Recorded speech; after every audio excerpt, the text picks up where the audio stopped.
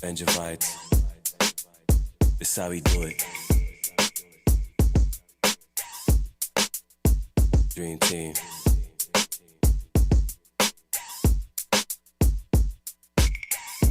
Champagne every day.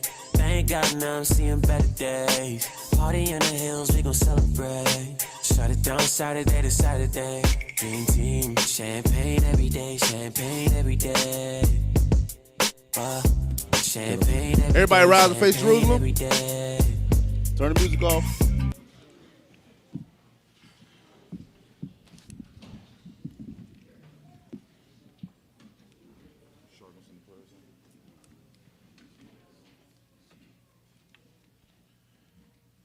Men of Israel, blow trumpets.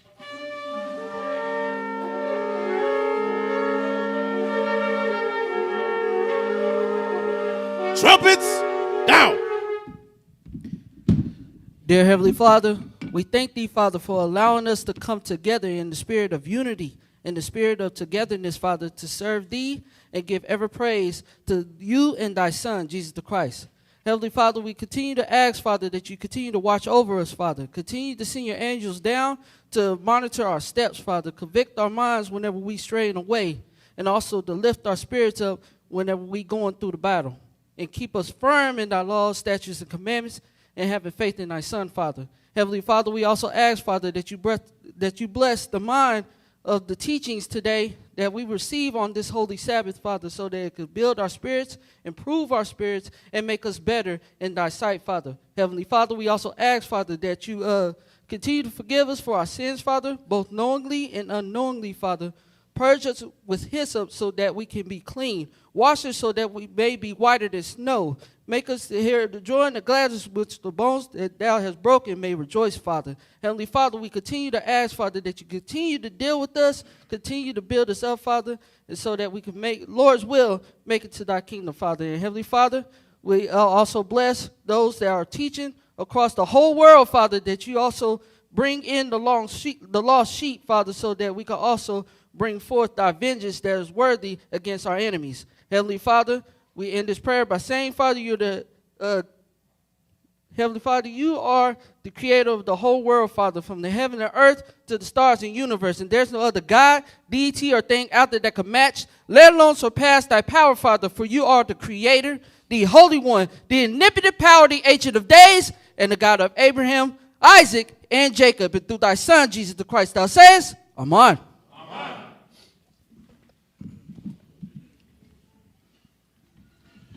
Men of Israel, sons of God, patience, saints, sons of God, hand salute. Most High Christ bless. Salute, down, face the sisters. To the beautiful and honorable daughter Sarah, we say shalom. Most High Christ bless.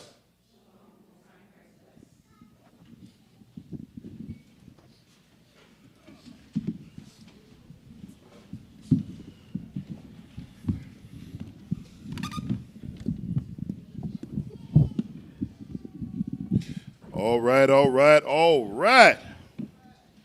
We back, y'all. We back in the okie doke. Hold on, let me log in and see if there's anybody I need to block real quick. Let's make sure. Which page we on?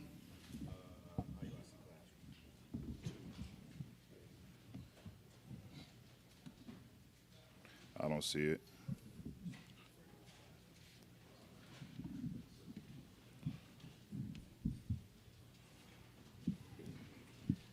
Oh, there we go. Okay. All praises. All right, so first and foremost, let's give all honor to the Most High God, Yahweh, the water, Yahweh, the water for another beautiful, beautiful Sabbath day. All praises be to the Father. Oh, I got my sound up. I'm doing the Yahweh right now, Easy. Doing the Yahweh. Huh? You're normally the one to do that. Brothers, how y'all doing? Sisters, y'all good? Okay, they changed their tune a little bit. Just a little bit. That's what's up. Listen, hey, make sure we're keeping the leadership in our prayers. Okay, We still in troubled times right now, y'all. So continue to fast, pray for the leadership, pray for everybody that puts their brick in. All those that believe, we need to send prayers up to the Father that he shows mercy, he shows grace, and that we continue in this thing, in this truth. Y'all understand? Yes, all right, all praises. So, today's topic, you ready, Palu? Because this is always needed in Israel. Always needed. Happily ever after. Happily ever after.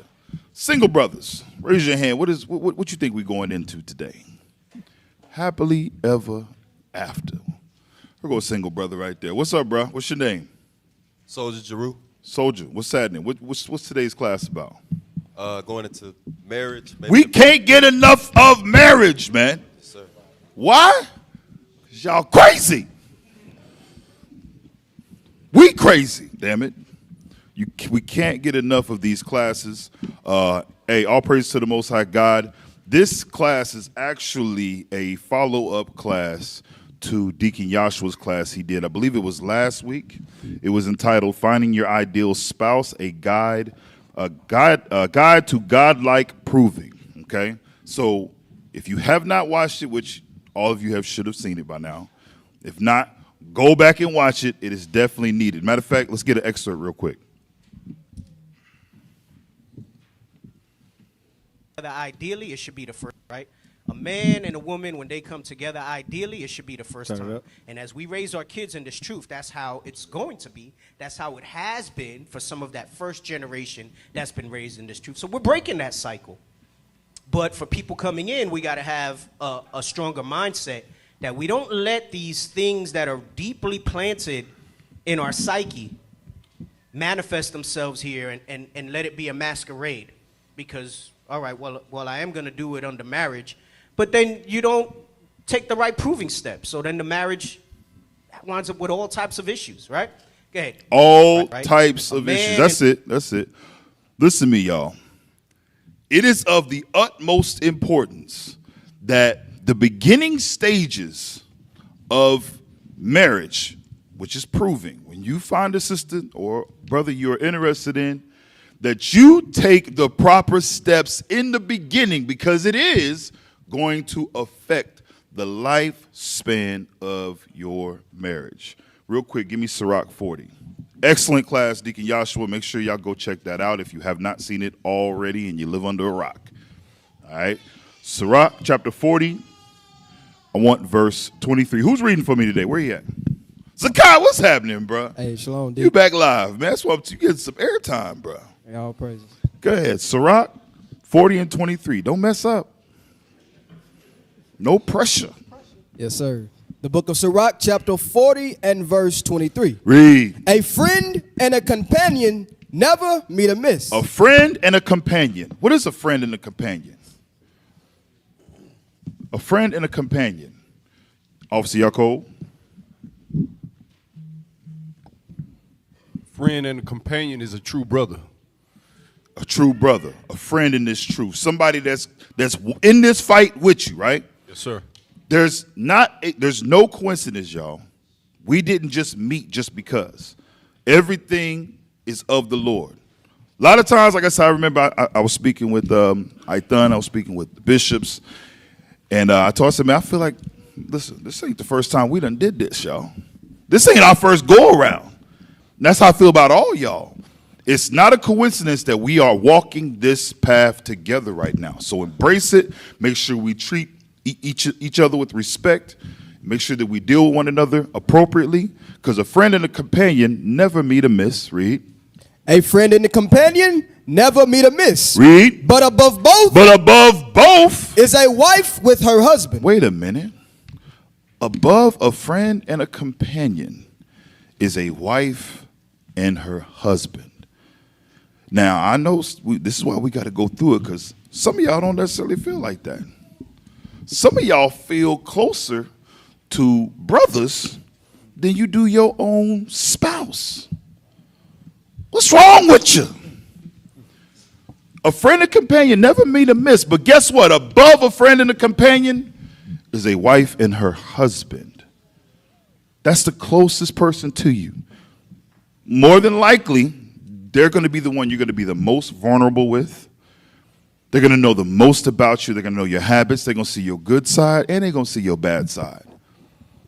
See, we can portray, a certain personality or persona, when we're out and about, after you get dressed, you leave the house and everything. But you can only do that for so long. Your wife sees you all the time. She sees all your flaws, all your hang-ups, all your misfortunes, everything that y'all go through. She's there. A lot of times, she's the first one to experience your outlash. She's the one that you take it out on, and vice versa. Read it again. Verse 23. Paulo, you ain't take nothing out on nobody, right? You see that chocolate bar, them draws too. This ain't fix your face, Paulo. Right. Dial it back. The hell? And she see your nasty ass draws. Fix your face. You right. You absolutely right. A friend and a companion never meet amiss, but above both is a wife with her husband. Now watch this. Understanding that above a friend and a companion is a wife. Not that the relationship is the same. I don't want y'all to get this twisted, because there's been, like, folks come with this notion that, okay, that means your wife is going to be like one of the fellas, one of the brothers. And that ain't the case. It's a different relationship. And that relationship is above a friendship with the fellas. That don't mean y'all interact the same. Everybody's different. Everybody moves differently. Everybody's communication skills is different. The way they relay messages is different. And what they decide to divulge may depend on the situation. Because I know a lot of sisters like, well, why don't we sit up and talk like you and the fellas? You ain't the fellas like that. I don't see you like that. It's a different relationship. There's things that I may talk to you about that I'm not talking to the fellas about. It's just different. It's not the same. So if wives, if you're looking for your husbands to react and respond and deal with you like he does his partners, stop it. Because y'all's relationship is y'all's relationship. And what you have built is beautiful. There's a different relationship between father and son, daughter and mother. It's not a friendship relationship, but guess what? Above a friend is your child. Why? Because y'all's relationship is different. Now, understanding that, now I'm going to go back to, I'm just going to touch on what Deacon Joshua touched on. Give me Sirach, the 6th chapter, regarding proving. Because in that, there's requirements, there's stipulations in finding this spouse that's going to be above a friend and a companion, right? Sirach chapter 6, start at verse 7, please. Yes, sir. The book of Sirach chapter 6 and verse 7. Read. If thou wouldest get a friend, If you would get a friend, prove him first. do what? Prove him first. Now, someone may be reading and be like, well, that's talking about a friend. That's not talking about a wife. What we read before was that above a friend and companion is a what? Your wife, your husband. So wouldn't you need to step these qualifications up when you read about proving a friend? Read it again. Verse 7. Read. If thou wouldest get a friend, If you would get a friend, prove him first. prove him or her first. How much more with a husband? How much more with a wife? This is why we call it the proving stage. That's what it is. You're literally seeing if this is the person you want to spend the rest of your life with. Come on.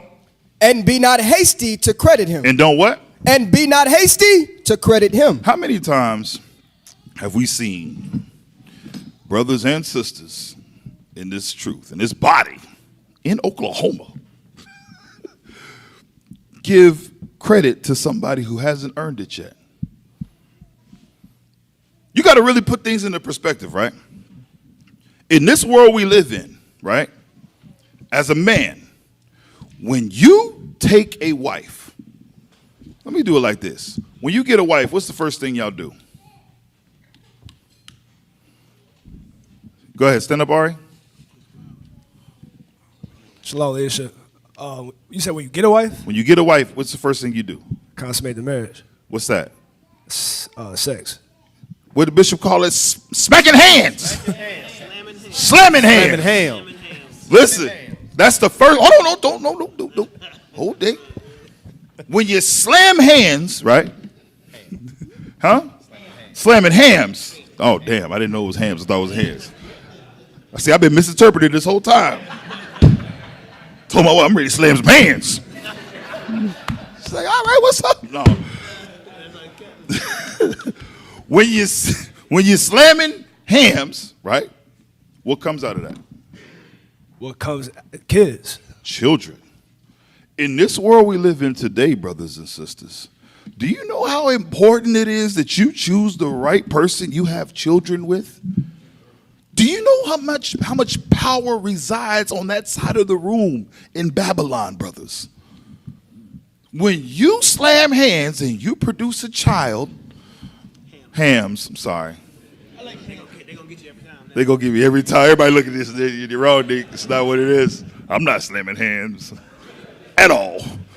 Listen, when y'all do the do and a child comes forth, do you understand how much power resides on that side of the room? That if in an unfortunate situation, it does not work out between you two, she got your ass for a cool 18 years. And depending on how many kids you got, like right now, I'll speak on myself. I'm on numbers. I'm on 6 going on 7 right now, right? Listen, it's cheaper to keep her.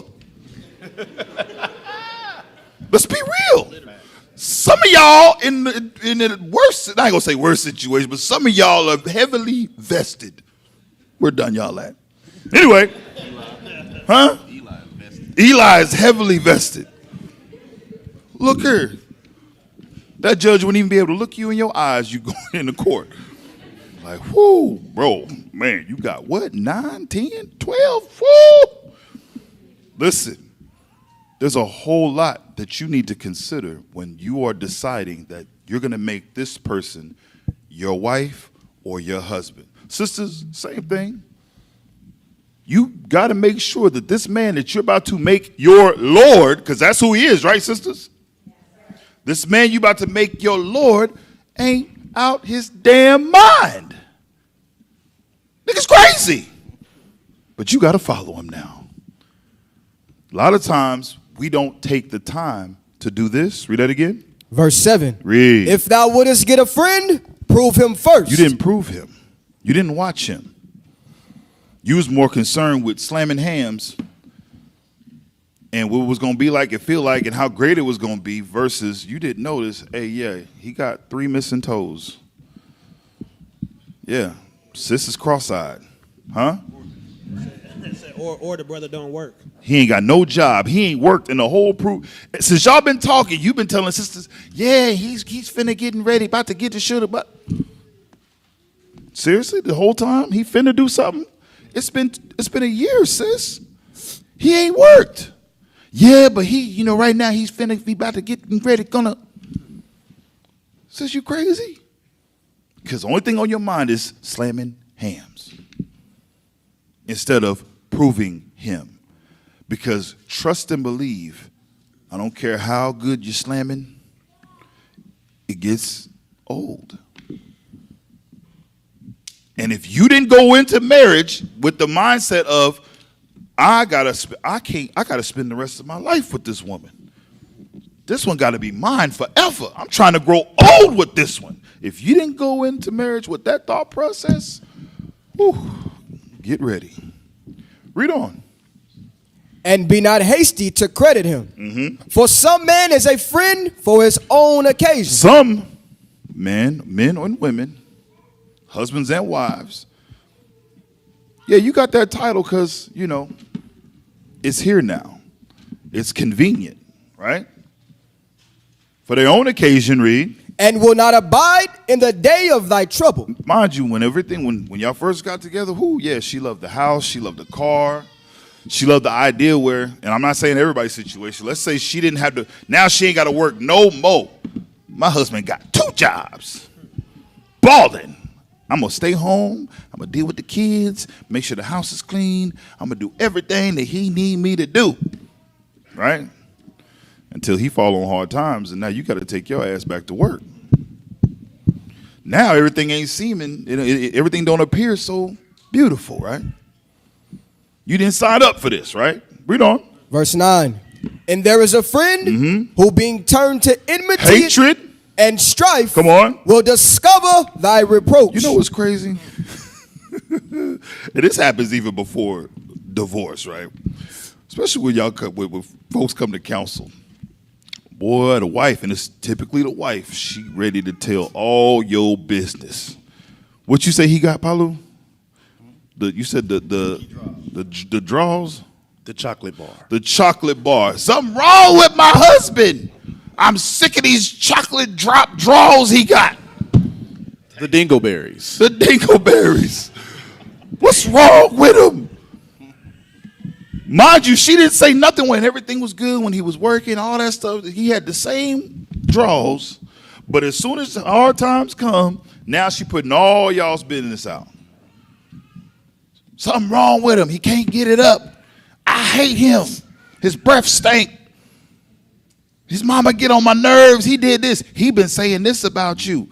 Everything that you done did is now discovered. She putting your business out. Why? Because she mad. Because of enmity. Read on.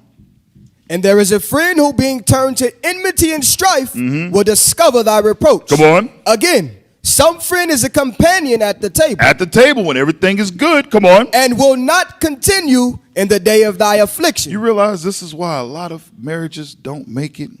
Because some folks can't stand the rain. Ain't that what Nick said last night? What did he say, y'all? How you sing it?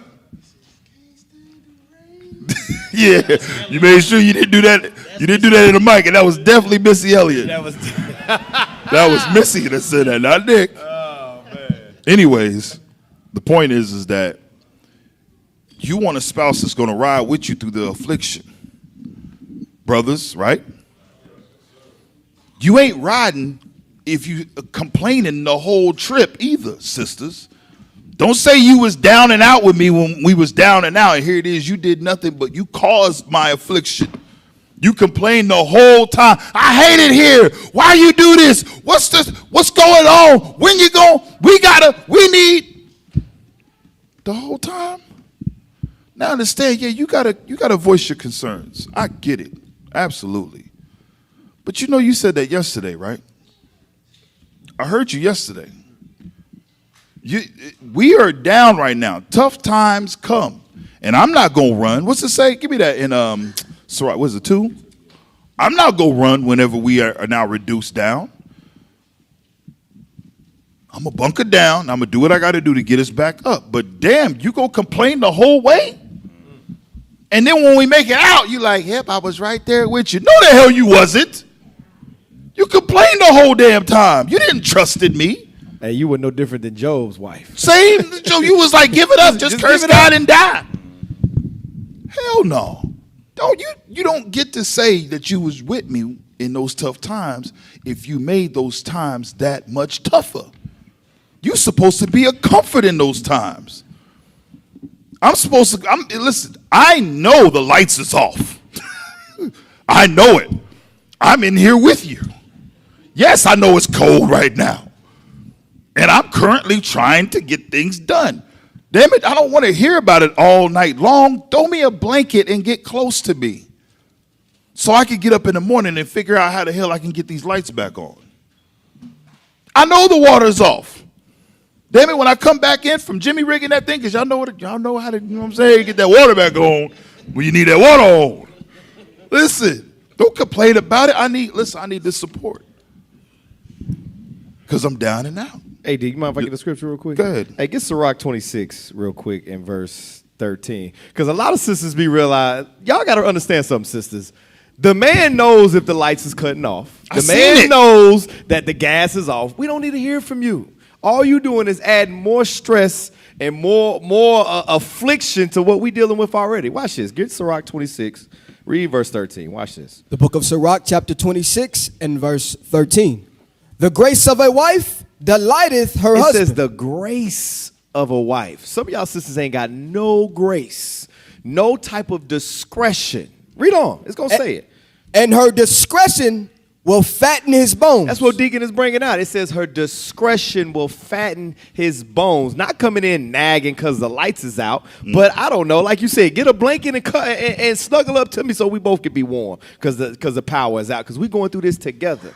That's where, as women, y'all got to understand your role and where you are in regards to your husband. Please believe if the lights is going out, the husband knows, and he knows exactly why. And I guarantee you he has a solution put in place, if he's a righteous man, to fix it. If you prove the right man. If you prove the right man, right. And know that he's truly trying, that he truly loves you. He don't want to see you and them damn kids in the damn house. Here it is, it's 34 degrees in the house. He don't want that situation. Right. But guess what? We all fall on tough times. Give me that in Sirach 2. Yes, sir. The book of Sirach, chapter 2 and verse 4. Start at 1. Verse 1. Read. My son, if thou come to serve the Lord, prepare thy soul for temptation. Y'all realize what we signed up for? Did anybody sign up thinking that this was going to be a walk in the park? It was going to be easy. It's like when you walked in, boom, all your problems is going to stop. Satan going to leave you alone now, and you're going to walk happily into the kingdom of heaven. Did anybody think that's how it was going to go? Hell no. It's on and popping now. My man said he did. No, it's on and popping now. Now Satan's coming for you. He going to do whatever he can to try to what? Breach the armor. The moment you cover yourself, here it is, you cover yourself. Oh, I ain't eating pork no more. All right, he got to go a different direction. He's coming now, y'all. It's game on because he's trying to destroy you. Well, guess what? Now that you've chosen to serve the Lord, don't make haste. Don't run. Don't flee. Read. Verse 2. Come on. Set thy heart aright. Set your heart aright. Read. And constantly endure. Constantly endure. How do you set your heart aright? You set your mind on the laws of God. You meditate daily on thus saith the Lord. This is prioritize and understand I got to put the Most High God first, and everything else is going to be added unto me. Set your heart aright. Read. And constantly endure. Constantly endure what? The trials and tribulations that's coming because it's on now. The moment you woke up and accepted Christ, the moment you woke up and understood your nationality, you decided to take this plight and do what God said to do, Satan is gunning for you. Don't be confused. Read. And make not haste in time of trouble. Come on. Cleave unto him and depart not away. Read. That thou mayest be increased at thy last That you may end. what? That thou mayest be increased at thy last end. That we will be increased at the last end, that we get the kingdom. It's going to be hell, y'all. Last time, I think, did we read 2 Ezra 7 about the condition of the battle last time? We read that, right? This is what we got to go through so that we can be increased at the end of the day. It's going to be hell. It's going to suck. It's going to be hard times. It's going to happen. But take it cheerfully. Read. Verse 4. Whatsoever is brought upon thee, take cheerfully. Come on. And be patient when thou art changed to a low estate. You realize that, read that scripture again. I don't think it's really soaking in. Read. Verse 4.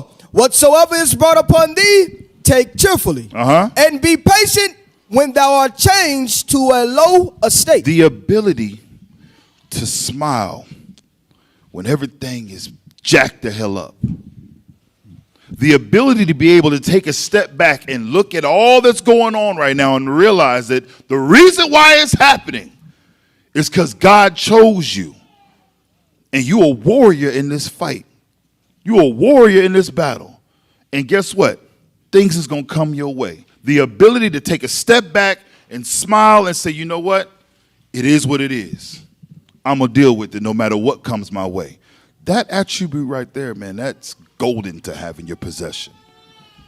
Whatever comes your way, take cheerfully. Read. And be patient when thou art changed to a low estate. Now, I said all that to, in application. Whew, that's difficult. Especially when you had that nice house, you had that good job, that nice car, and you lost that nice job, which made you lose that nice house and that nice car.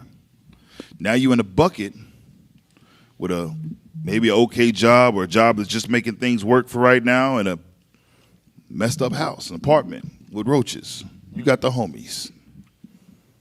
The ability to take a step back and take that cheerfully and say, you know what? It is what it is. My faith ain't gonna be broken. I got a mansion waiting on me. I got a whole mansion that I can't even. Christ says we can barely even perceive what he gonna do for us. I'm waiting on that house. This little piece of crap, it is what it is. Take it cheerfully. It's all gonna burn. This ain't nothing but fuel for the fire. Take it cheerfully. Read. Verse 5. For gold is tried in the fire. Gold gets tried in the fire. Read. And acceptable men in the furnace of adversity. This is what you go through when you go through tough times. But you know what's difficult about going through these tough times? Is having a wife or a husband that's not willing to go there with you. Go back. Sirach 6. Sirach the 6th chapter. Where'd you leave off at? It was at verse 9. Read. Verse 9. And there is a friend who, being turned to enmity and strife, will discover thy reproach. Read. Again, some friend is a companion at the table, and will not continue in the day of thy affliction. Read. But in thy prosperity he will be as thyself, and will be bold over thy servant. You know, like I said, it's using this in the friend contents, but we know a wife is above both. You notice the spouse always enjoys all the amenities of being the spouse while things is good, right? You ain't gonna hear nothing, ain't gonna be no, yes, Lord, yes, my Lord. Everything is great. But as soon as those amenities dissipate, you back to being a nigga. Bands, MFers, you ain't even chosen no more. How that happen? Read. Verse 12.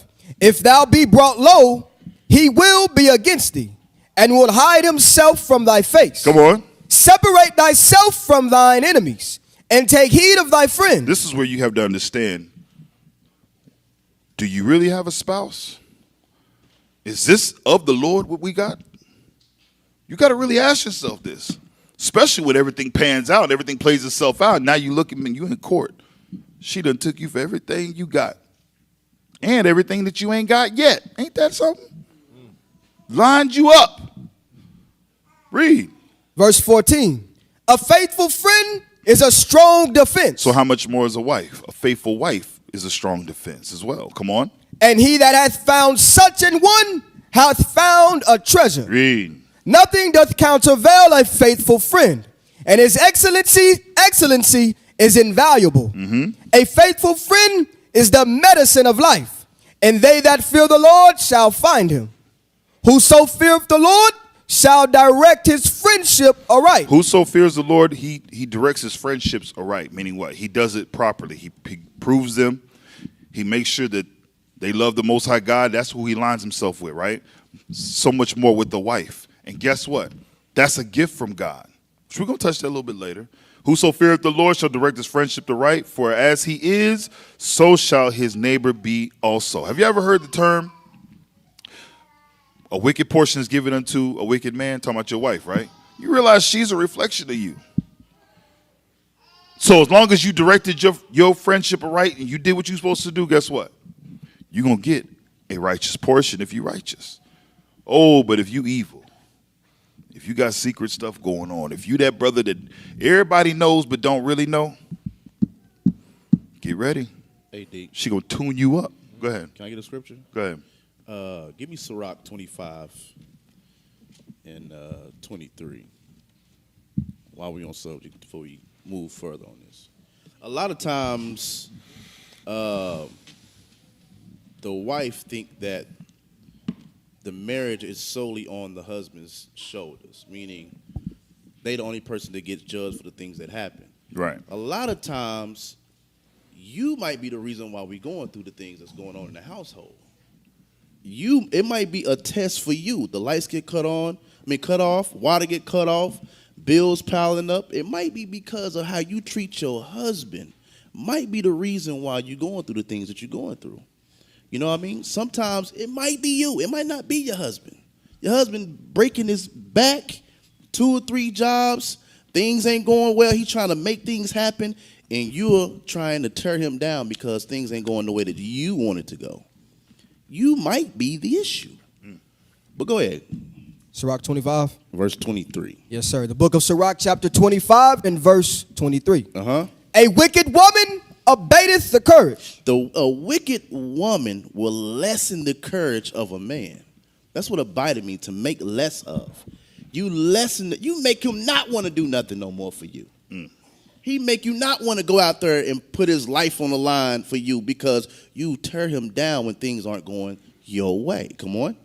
A wicked woman abateth the courage, maketh an heavy countenance and a wounded heart. And make it a heavy countenance.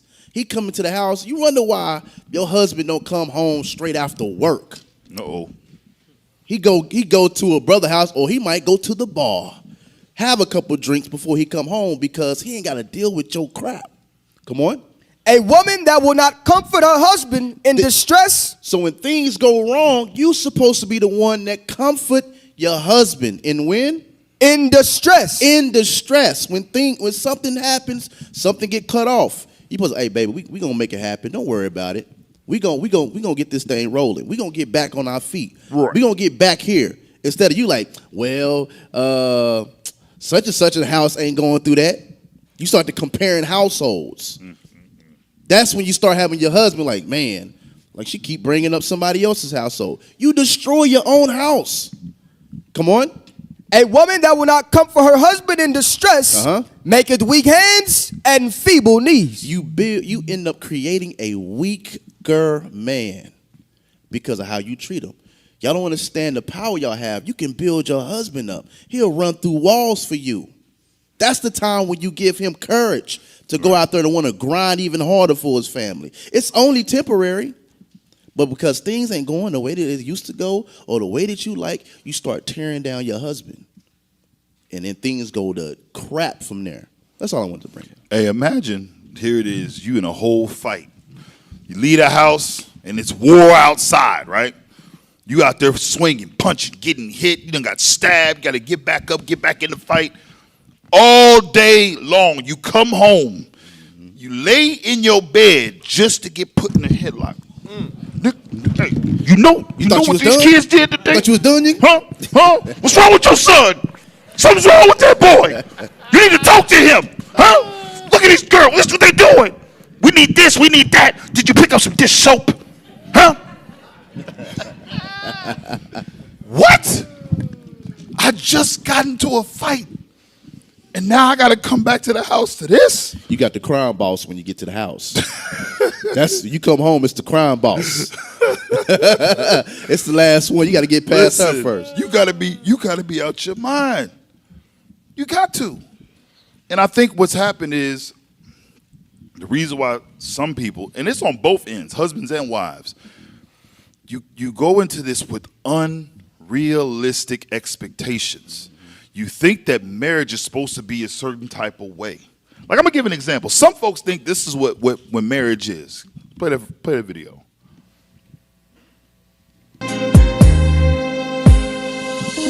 Loving you, constantly all through the night. All day long, right? Toe to toe, with your body on top of mine. Soaking wet, that's the way I like it, babe. So don't forget the towels as you step into my room.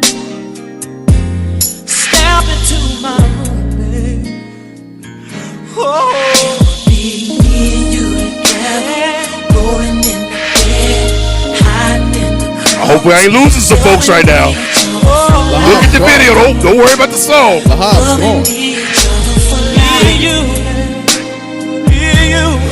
Oh Lord, Lahab doing the crybaby. Somebody get that, brother. Turn it off before we lose somebody else. Listen, you have unrealistic expectations of marriage and what you think it's supposed to be.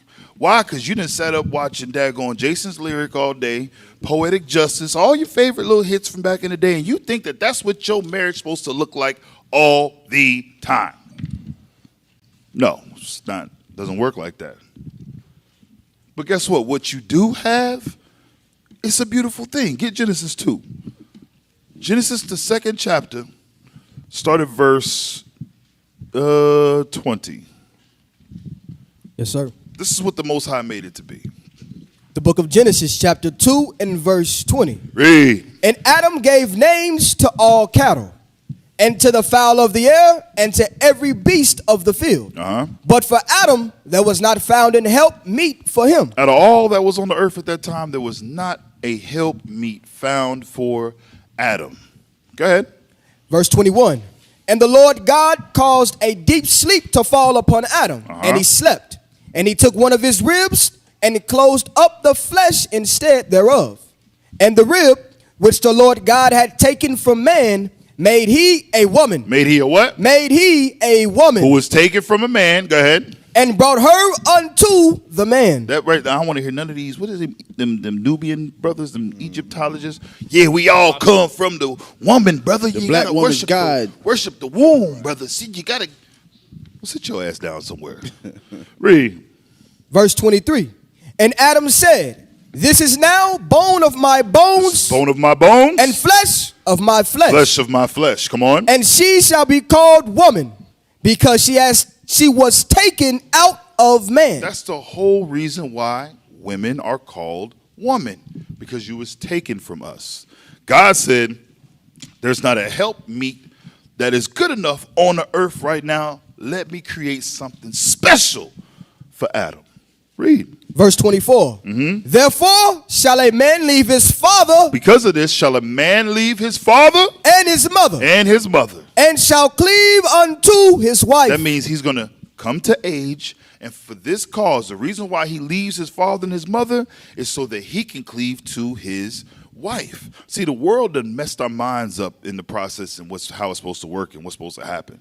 See, right now, men think, yeah, I'm supposed to get out the house and I'm going to go out there and sow my royal oats, right? No, that's not how it's supposed to work. The way God set it up is the reason you leave your house is why? To start your own family. That's why. That's the mindset you go in, not to go out there and sleep with everything with a hole in it. And as you seen last night, you got to be careful. think it's a womb. Got to be. It's a canal. The wounds. Anyway, we ain't going back there. We're not going back there. It says, therefore shall a man leave his father and his mother and shall cleave unto his wife, and they shall be one flesh. That within itself is a beautiful thing, brothers and sisters, when it's done properly. Matter of fact, give me Exodus 22 and 16.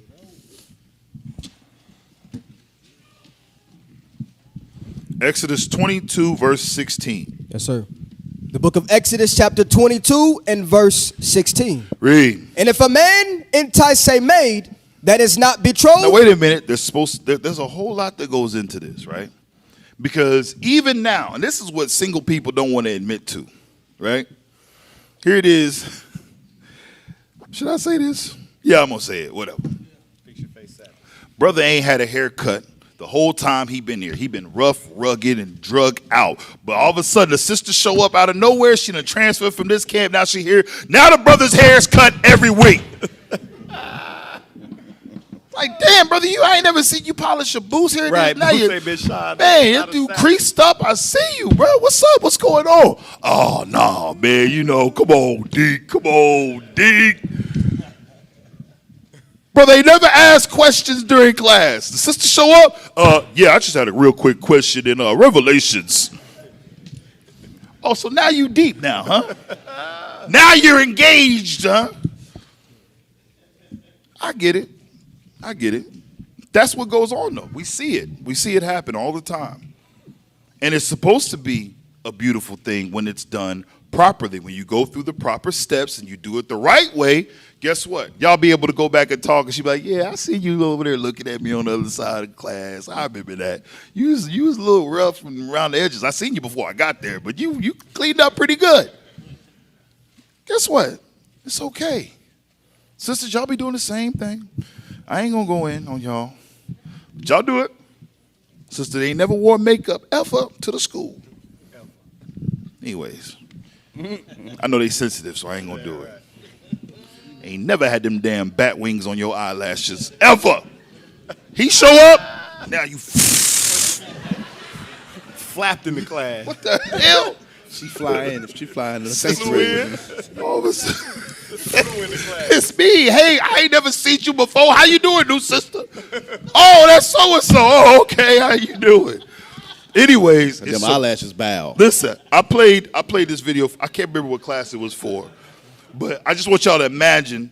All right, this sister got on the dress, fringes. The process is supposed to be a lovely process, y'all. All right. Stand clear of the closing doors, please.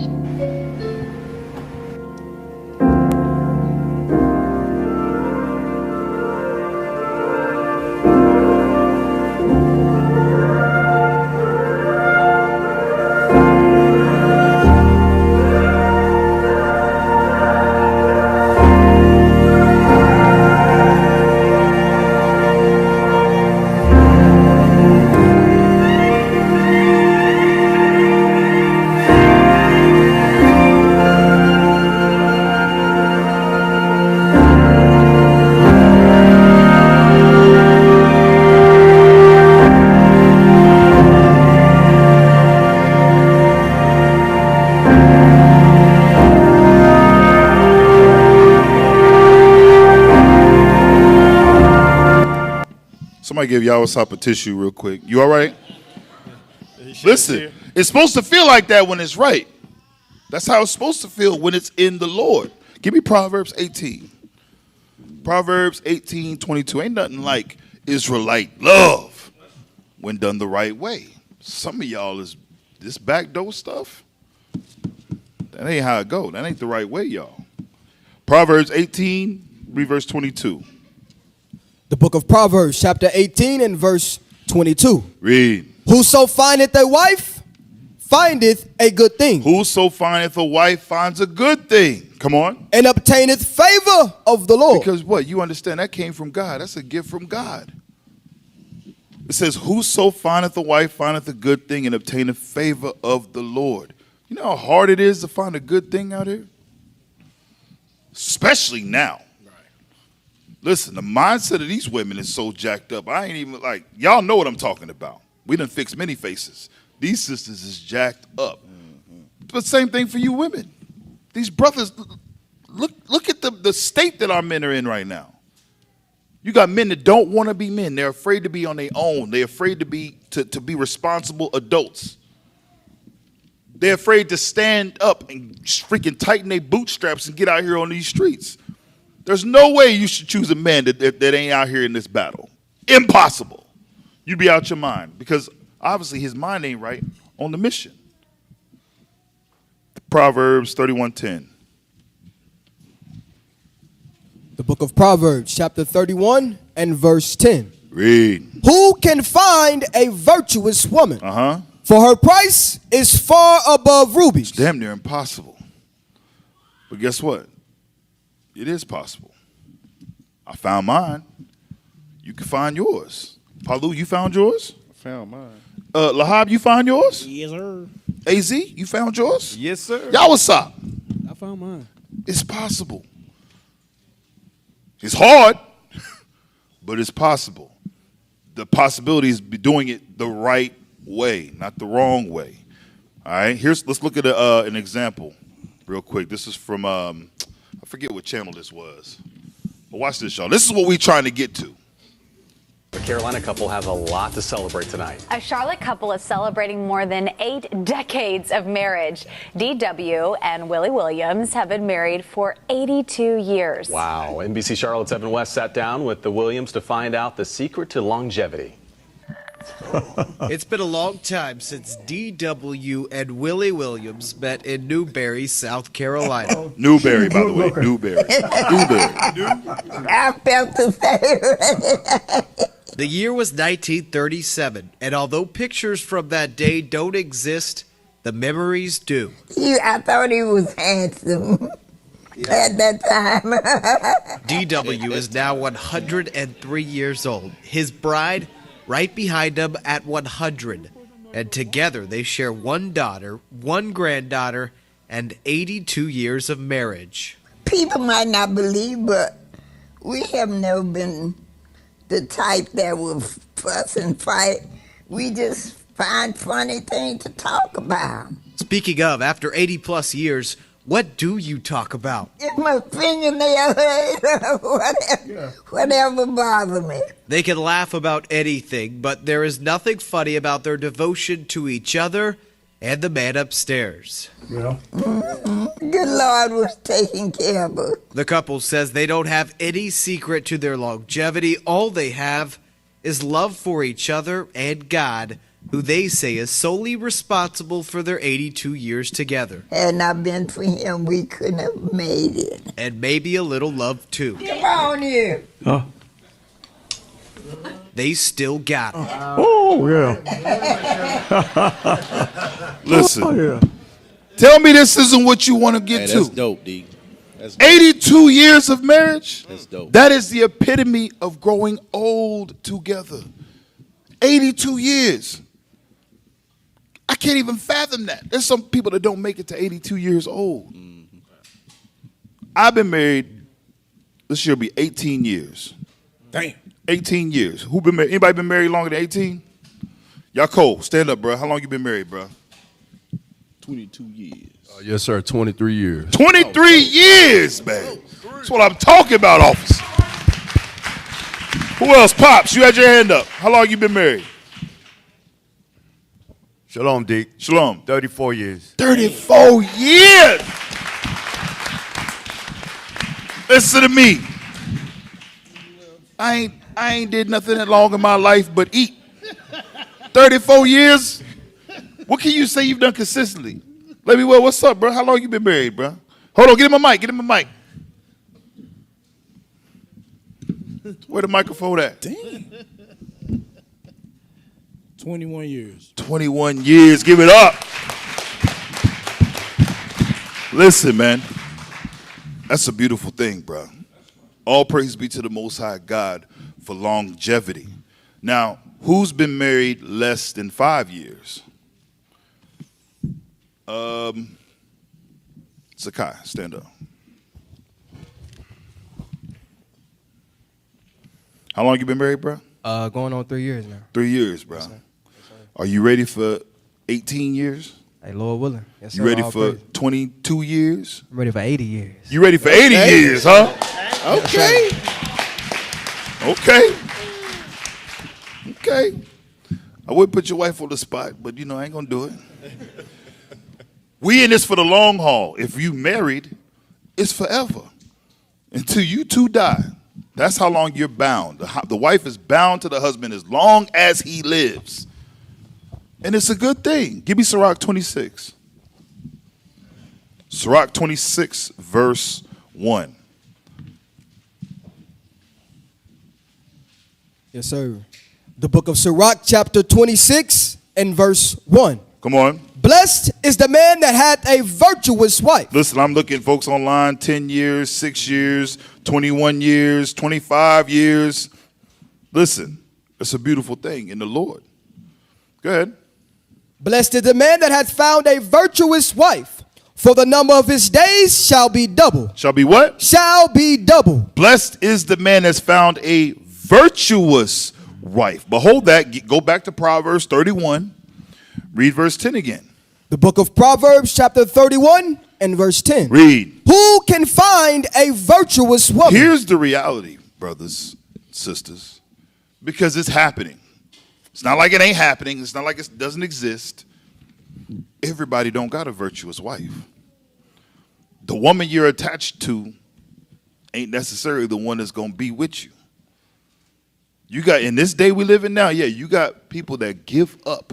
You wake up tomorrow and your wife is like, I don't want to keep the commandments anymore. Matter of fact, where's my pants? It's real. You have wives or husbands that wake up and they're like, big booty Judy, I'm going to go ahead and go that direction. Give it all up. Leave all his kids, leave everything behind to follow what? Some butt. Huh? Sunshine. Yeah, tell your mama I ain't coming home no more. Oh, damn. You know that. Sunshine. Listen to me. It happens. Who can find a virtuous wife? Who can find a faithful husband? Go back to Sirach 26, verse 1 again. The book of Sirach, chapter 26 and verse 1. Come on. Blessed is the man that had a virtuous wife. Uh-huh. For the number of his days shall be double. What do you think the flip side of that is? What about the brother that don't got a virtuous wife but got a devil? They got a demon. The wife that got the spawn of Satan as a husband. Stress is eating your life away. Hardship is destroying you. Some of y'all 26-year-olds look 73 in the face because you going through it at home. It says, blessed is the man that hath a virtuous wife, for the number of his days shall be double. Come on.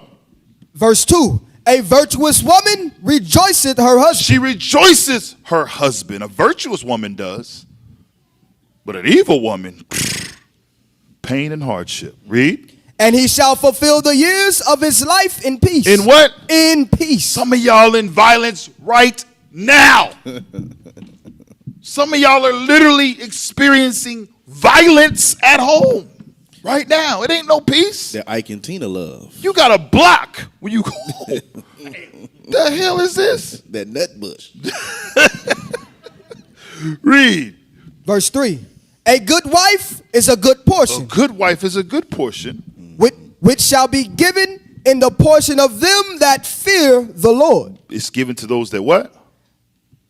To them that fear the Lord. Come on. Whether a man be rich or poor. Hold on. Give me the opposite of that. I think it's later on in that chapter. I don't got it in front of me. Verse 7. Read that. An evil wife is a yoke shaken to and fro. That ain't it. Verse 23. Yep. Verse 23. Read. A wicked woman is given as a portion to a wicked man. Wicked woman is given as portion to a wicked man. That's the opposite effect. A righteous woman is given to a righteous man, and a wicked woman is given to a wicked man. So at the point in your life where you was at, guess what? Your stuff wasn't together. Though you didn't share with us, you didn't tell us what you had going on, but guess what? The Lord knew, and he gave you what you deserved. Go back. Verse 4? Verse 4. No, verse 3. Verse 3. A good wife is as a good portion, which shall be given in the portion of them that fear the Lord. Come on. Whether a man be rich or poor, if he have a good heart toward the Lord, he shall at all times rejoice with a cheerful countenance. Because you see all of these things working hand in hand. He doesn't go home to a dragon. He doesn't go home to the spawn of Satan. Now, this does not mean, give me 1 Corinthians 7. 1 Corinthians, the 7th chapter and the 28th verse. Because some of y'all think, well, damn, me and my wife argue. That mean we ain't in the Lord? No, we ain't talking about that. You're going to have problems. 1 Corinthians 7:28. Yes, sir. The book of 1 Corinthians chapter 7 and verse 28. Read. But, and if thou marry, thou hast not sinned. You have not sinned if you marry. If you take a wife, there's nothing wrong with that. Read. And if a virgin marry, she hath not sinned. Read. Nevertheless, such shall have trouble in the flesh. These were people who literally had given them their lives to the Lord, but decided later on, you know what? I'm burning. I need to take a husband. Well, guess what? Ain't nothing wrong with that. You haven't sinned, but just know you shall have trouble in the flesh. Meaning what? What does that mean, trouble in the flesh? Clyde, your hand went up first. Go ahead. What you so fast for, bro? It just means personal issues in the marriage. Right. Some other brother, brother almost dislocated his shoulder over there. Too. I see y'all. I know what that is. Brother put his leg in the air. Woof. It's normal. It's going to happen. Why? Because here it is. You have two adults, and there's structures set between those adults. One of those adults is above the other. And guess what happens in that? The other adult thinks that they got an opinion. They got rights. They got something to say, right? Well, guess what? That ain't how God got it set up. And it's only whenever somebody's in the midst of a role identity crisis is when everything goes haywire. some of our wives and our husbands, our men, haven't fully accepted their role in the marriage. Hell, in this truth. Some of our brothers ain't accepted the fact that this is what God has set up and this is how it's supposed to go. You still think that it's supposed to be your way. This right here is literally the cause of all issues in marriage. Watch this, y'all. Check this out. Hold on. We gotta show this. Every motherfucking thing I do or say, you gotta try to correct me. Fuck you. So what? Let me do it. Let me be dumb.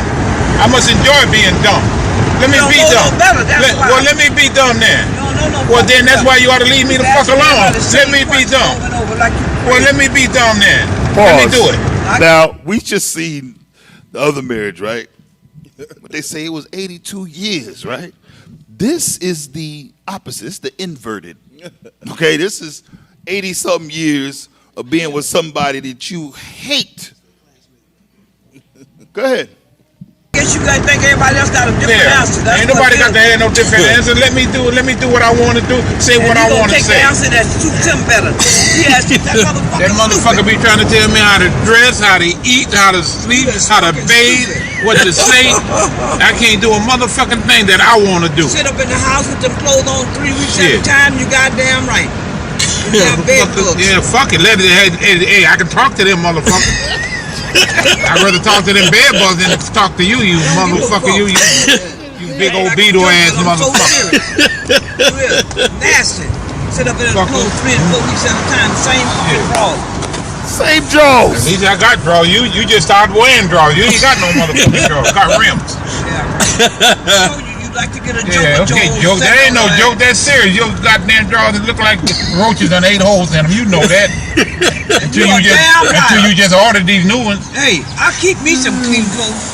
New clothes too to go to church. Yeah. In case I get sick. There you go. That ain't in case you get sick. In case y'all make a stop. Hey, it don't make no difference. Get sick, don't my make no ass. difference. You need to make a stop some motherfucker. Won't be at church. I'm thinking you'll do better when you get all your teeth out. You won't infest nobody's stuff with your mouth. Fuck it. If I infest them, that's their ass. You talking that shit. If they let me put my mouth down, they would just like this. That's well, good. Be better, because your mouth won't be infested. If I wanna, right now you let somebody, you pyrrhea the gum, they shit be fucked up. Well, then that's what I want to do. I want to infect them. That's why you get mad with everybody thinking they gonna stop. I want to infect them nasty bitches. They let me put my mouth down. You're the one nasty. If they ask me like doo-doo. If they ask me to put my mouth down there, I want to infect them stinking motherfuckers. You stinking motherfucker. Yeah, they smell like doodle. Who the fuck think somebody want to put their mouth in your ass? Don't nobody want you to put your mouth down there. Y'all bitches crazy. I don't want you to put your mouth next to me, period. Don't worry about it. And I don't. Like I don't put my mouth next to you. All the time. Smell like shit. I don't even want to be around you. I don't even want you near me. Yeah, that's crazy, man. Stupid that shit stinks so fucking bad. How you gonna eat on somebody? You infest the bread when you bite it. It don't stink no worse than you do, bitch. Yeah. Shit. I'm all right. Believe me. Oh, great. I bet you I had something since you did. That David Screws? No. Good. You can have some more. Oh my God. Get some more, motherfucker. You ought to be satisfied there. No, I ain't satisfied. I don't get regular enough. Well, get some more then. Your buddy going, what you waiting on? Get it. All right, so check this out. Now, we like, damn, that's crazy, right? Especially after we watched the 82-year marriage. But what if we took this? What do you think this couple would look like if it was 50 years earlier in the marriage? Watch this. You hit me first. Nothing. You hit me first. You called me a bitch for nothing. You called me a bitch because you was speaking out there. Stop being a bitch. You was speaking out there. Being a fucking bitch. Be a woman. Stop being a bitch. Be what I mean. Be a bitch. Like I said, bring your ass up. No, I ain't bringing shit up. You ain't gonna never give me this one back home. Never, bitch. I don't give a fuck about what you say. How happy you be, how nice you be to me, bitch. I don't care no more. It's over. I don't care about you. It's over. That's it. But you ain't going to the house. You don't have to beat your ass. They ain't come back nowhere. They ain't come back nowhere. Motherfucking police gonna pull up. You gonna go to jail. You got a daughter. You got my daughter. Go home. Bitch, I'm not gonna go home. What you mean? If I go to jail, bitch, go home. Fuck you. Go home. Fuck you. I'm not even gonna do that to my baby. Hold on, fuck. Like I said, let's go. Hold on. I let this shit ever happen and forget about it. All I gotta do is smoke a blunt, bitch. Right? And it's over. That's all you gotta do is smoke. Bitch, you smoke crack and everything. I still gonna smoke it. You stress me. You stress me. You. Your way to stress me. You the motherfucker that stress me, bitch. You fucking hit me. You wacky? You about to hit me? Like you motherfucking man. Bitch, you fucking hit me? You fucking hit me? No, leave me the fuck alone. I don't want you. I don't want you. Well, then you're gonna die. Maybe I don't know. Hold that pussy right now. Let me go. I'm doing shit, my nigga. All this shit you did to me, dude. Pause. I'm sorry, I gotta say it. You brothers that get these big girls, man. I think she got him. Bruh. I think You're she right. got him. She definitely has Her him last right name now. is Sap. That is, listen, that monkey monster grip she got on his shirt, he cannot get loose. D, her last name is Sap. Orange. Listen, and she ate that punch. You see she ate that, right? It did nothing to her. Go ahead, bro. You let me go for I hurt you. I'm gonna hurt you, baby. I'm gonna hurt you, baby. I don't want to hurt you. I love you. Go home. Go home. Go home. Just go home. I'm gonna be on my business. The reason why it's like this is they waiting on the fucking church because the bitch made me sick. That's why. So now, if you want to go to the bitch face now. So now, go. Tell me out. What? Tell me out. What, you mad? You mad? I don't care. Bitches still love me. Okay, so the niggas, fuck you mean? So? Fuck you mean? What the fuck does that got to do with my dick? Nothing. Exactly. They got nothing to do with me, though, my nigga. You know I'm fucking on neighbors and shit. I'm fucking on neighbors. It don't even matter, man. I'm from Chicago, bitch. You don't know what's going on. I'm not worried about shit. Watch this. Watch this. But, bitch, I'm from Chicago. Fuck what you talking about. Chi-Town, stand up. Nigga, I help you, nigga. I'm tired of you. Fuck you, bitch. Nigga, I'm tired of like, fuck you, hoe. Nigga, I wait till this motherfucking train come and step in front of this bitch. Nigga, that's how much I hate you, nigga. That's how much I hate you, my nigga. Nigga, let me go. He's mad. Let me go. Because I'm tired of you hitting me, dude. Get your ass back. Get over here. Get over here with your dumb ass. Stop. She got a monster grip. I don't care. Fuck you, bitch. I'm mama tired of you. You tired of me because you trying to go cheat on me. Nigga, walk on my own. Look, he's trying to jump in front of the train. Fuck you, bitch. Fuck you. Let me go. If I let him go, he's gonna jump, dumbass. Stop before the fucking train comes.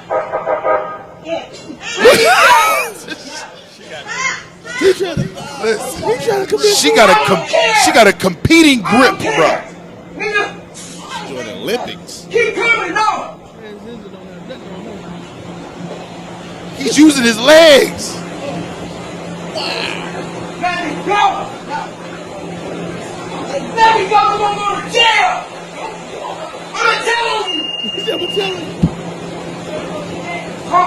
Let me go. Look what you did to me. Now witnesses. You going to jail.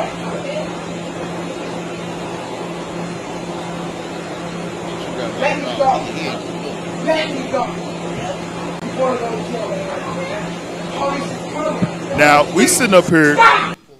We sitting up here, and some folks is finding amusement by it, and I see some folks ain't. And the reason why, some of y'all doing this stuff at home. So this just happened before you came to the school.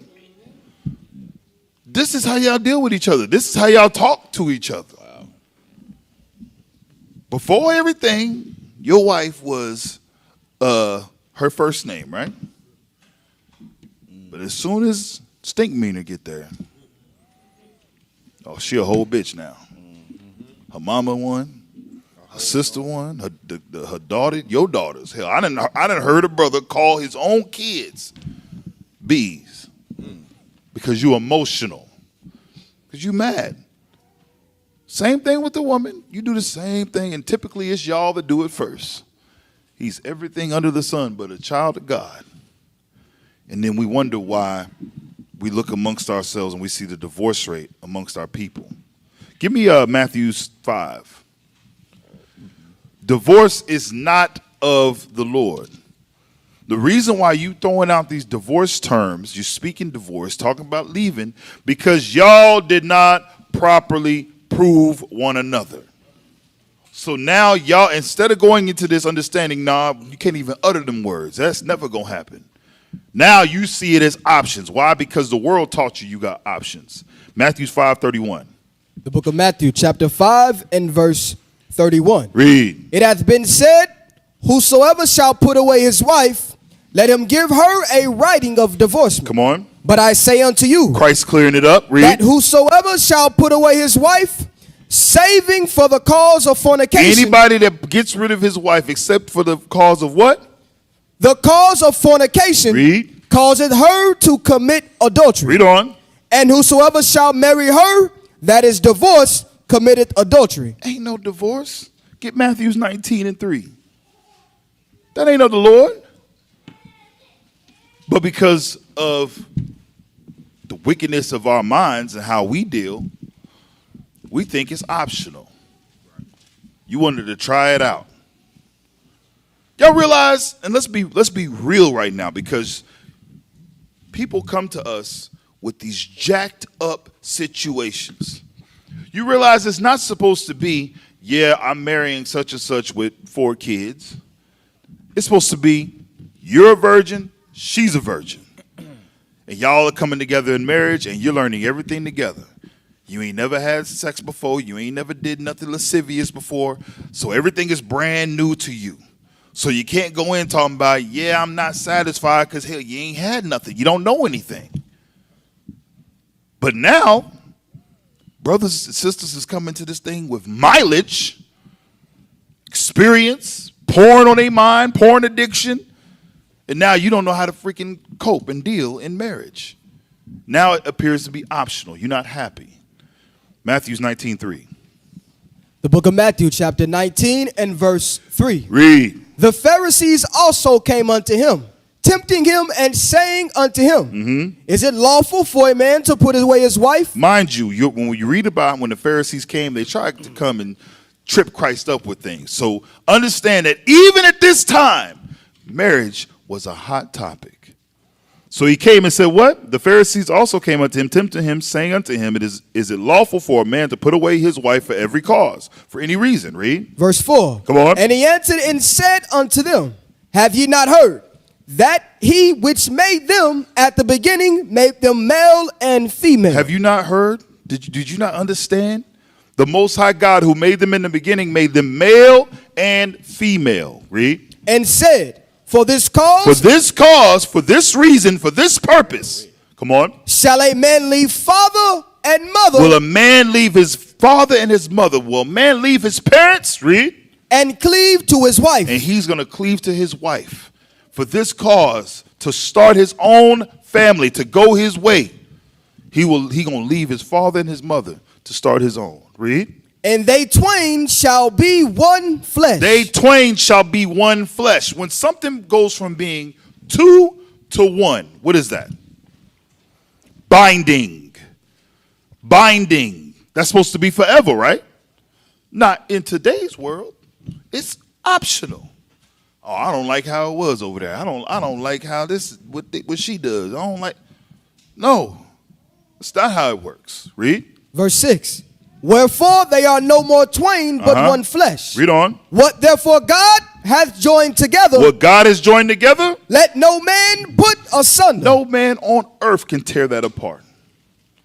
And if it was able to be torn apart, guess what? It was never of the Lord. Y'all remember that woman in John 4? Get that real quick. John the 4th chapter. Just get me to the part where he asked about her husband. Verse 17. Read. Verse 16. Verse 16. The book of John chapter 4 verse 16. Come on. Jesus saith unto her, Go, call thy husband and come hither. Call your husband and come hither. The woman answered and said, I have no husband. She's like, I don't got no husband. Mind you, she's already perceiving something's up with this man that she's talking to, right? She's like, I'm going to be truthful. I don't have a husband. Read. Jesus said unto her, Thou hast well said. Christ said unto her, yeah, you right about that. You have well said I have no husband. that you don't got a husband. Come on. For thou hast had 5 husbands. You've had 5 knuckles run up in you. You done have 5 men you done dealt with. Read. And he whom thou now hast and that knuckle you with right now is not thy husband. That relationship isn't even a marriage. You realize you literally could be entertaining whoremongering disguised as marriage. And we see it happen. It ain't of God. And it could go on for a long time. A long time. Here it is. That person never believed. That person was here just to get some hams. Or slap hams. I'm sorry. We don't eat ham. I don't want nobody taking that as a soundbite. See, they eat the ham. No. You know what I'm talking about. Huh? Now I got to say hands. They was in here to get some butt. That's what they was doing. That's what he was here for. They endured all this. They put fringes on. They had the Passover. Shalom, brother. Knowing damn well you don't believe anything contained in the Bible. You just here for a man because you see there's some stand-up individuals in here. You see some brothers that's doing things that most black men ain't doing at this in America right now. So you wanted one of them. And you endured for a little bit, but you can only pretend for so long. Same thing, brothers. You came in here. You got brothers that literally, we had a so-called elder that called himself wanting to come to IUIC, wanting to join IUIC just because we got all the pretty sisters. I'm not lying. He's like, hell no, you can't come over here, bro. You want to come over and destroy your soul? You try to come over here and snatch a sister up and destroy her? No, hell no. Men do that. They'll transfer schools. They'll go somewhere. They got their eye on a certain sister. They'll be up in that school, but they're not there for the Lord. They're there to destroy souls. You better be mindful. Was there more? No, sir, that was it. Go back to Matthew 19. Verse 3. Where was we at? Oh, we was at verse 6. Go ahead. The book of Matthew chapter 19 and verse 6. Come on. Wherefore they are no more twain, but one flesh. Somebody said slamming yams. Yams, huh? Okay, I'll go with that. Go ahead. What therefore God hath joined together, let not man put asunder. Man can't put asunder. What's joined by God is going to last forever. You understand that, brothers? Sisters, do you understand that? So when y'all get to talking about, I'm done, I can't do this no more, it's over, it's a wrap, you had better ask yourself what spirit you in and what God put you in. Because what you're saying is, yeah, this was never of the Lord. Now, ask yourself, is it the emotions talking? Or is that really the situation? Are you just mad as hell right now? Or are you really that distraught? Sisters, he's sinning against you. Is he breaking God's commandments? No.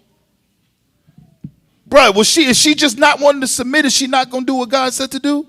No, that ain't it. She submits probably about 85% of the time. What the hell's wrong with you then? Read. Verse 7. They say unto him, why did Moses then command? She submit. Well, that's what it was. She submits 85% of the time, but the other 15% she'll be mad, but then she'll do it. Crazy, brother. What's up, bro? Look at what you saying. You got women that ain't, listen, them hoes out there in the world don't give a damn about God, nor do they care about your authority in the household. So what are you, what are you being realistic now? Are you really looking at marriage, how it's going to be? Because guess what? The same brothers that are complaining about their wife not submitting be the same brothers that will tell their superiors, the officers, the captains over them, nah, I ain't doing that. Did you forget how structure worked? You don't see God set this up too? Now here it is, you taught your wife an evil lesson. You back at home talking all manner of evil against the officer over you, the captain over you, the deacon, the bishop, whomever. And now you surprised when she's speaking against you now. You can't be serious. But you expect her to be in order all the time, 100% of the time. Nigga, please. You ain't even in order. Read on. Verse 7. They say unto him, why did Moses then command to give a writing of divorcement and to put her away? He saith unto them, Moses, because of the hardness of your hearts. Because of the hardness of your hearts, read. Suffered you to put away your wives. Moses allowed y'all to put away your wives. Read. But from the beginning. But from the beginning, from the jump. It was not so. It wasn't so. That's not how God set it up. But because of the wickedness, y'all was influenced by that nonsense y'all came out of Egypt with. You wasn't submitting to the laws of God. You didn't want to do what God said to do. Therefore, because of the hardness of your hearts, Moses suffered it. He allowed it. Go ahead. Verse 9. And I say unto you, whosoever shall put away his wife. This is Christ now giving you the real on what it really is. Whosoever shall put away his wife. For those of y'all that thought that you could just put your wife away, I'm done, it's finished, it's a wrap. Read. Except it be for fornication. Unless it's fornication. And shall marry another. And you gonna go off and marry somebody else. Come on. Committeth adultery. Commit adultery. Adultery. Come on. And whoso marrieth her which is put away doth commit adultery. Doth commit adultery. Come on. Verse 10. His disciples say unto him, if the case of the man be so with his wife. If it's like this, if it's going to be this way as far as with the woman, read. It is not good to marry. Shoot, it ain't good to get a wife then. Why? Because even then they understood, man, there's problems in marriage. And if I can't get out, if I need to get out, shoot, it's best that I don't even get married. Read on. Verse 11. But he said unto them, all men cannot receive this saying. Everybody can't receive this. Come on. Save they to whom it is given. Except they to whom it is given. Everybody can't do that. Everybody don't got that. You brothers be talking about, yeah, man, hey, I'm palming it out, man. I'm palming it. They palming it. Oh, they palming it all right. Stop playing. They slapping hands. Exactly, on the low. Look here, while y'all laughing, I'm looking at all you single brothers. I'm telling you, I'll be like, yeah, sure, for sure. Yeah, Deke, I'm still waiting. I'm still trying to find the right one, man, you know. Bruh, it's been how many years? How long has it been? Yeah, we know what time it is. We know what's going on. They might not say it, but I'm going to say it with your nasty ass. You ain't even looking for a wife. Bro, you've been here almost 10 years, 10, 12 years. You ain't even looking for a woman. Bro, if you don't leave them damn truck stops alone, get the hell off of Robinson. He clapping hands, Deke. He what? He doing more than that. He's clapping hands? You know what I mean by that. Doing more than that. Be discreet. Let's be real. And some of y'all know, some of y'all afraid to take wives because you done messed your mind up so much with the damn porn. You got unrealistic views for whoever your future wife gonna be. She can't swing from that chandelier. She can't drop down and do all that you want. Y'all look at that? Yeah, exactly. You know exactly what I'm talking about because you done perverted your mind. You think that that's what's how this is supposed to go. That hole don't even exist, but you want to feel it. Anyways, give me the divorce rates in America. That wound. Man, listen. Your wife tried to turn you to a whole unicorn. Let's be real. Folks is nasty. Damn.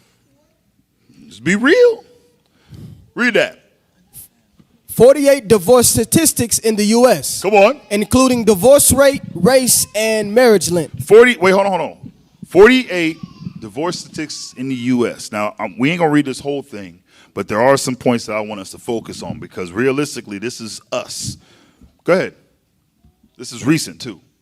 The United States has the 6th highest divorce rate in the world, with 40 to 50% of married couples filing for a divorce. 40 to 50%. You realize how high that is? 40 to 50% of married couples filing for divorce. Go ahead. The United States Census Bureau report suggests that marriage and divorce rates dropped from 2009 to 2019. Go ahead. Usually, second or third marriages in the United States have a higher divorce rate. You know when they seen the most divorce rates? Anybody know? in the U.S. when the divorce rate skyrocketed was during the pandemic. A lot of people found out, I really don't like this nigga. They had to be home with him every day. I'm like, I really can't stand your guts. I can't do this. Quarantined up with you. Mind you, most households, the husband and the wife work, so they kind of, they don't really see each other like that. Shoot, pandemic hit. I'm like, wait a minute, that's what you do when I'm not around? Go ahead. Usually second or third marriages in the United States have a higher divorce rate. 60% of second marriages and about 73% of third marriages end in divorce. Damn. So that shows you what? That people who get divorced, what are they more likely going to do? Get divorced again. Because marriage don't mean nothing to them. It's optional. Come on. Couples going through their first divorce are around the age of 30. Damn. Married couples between the ages of 20 to 25 are 60% likely to get a divorce. Why do y'all think that?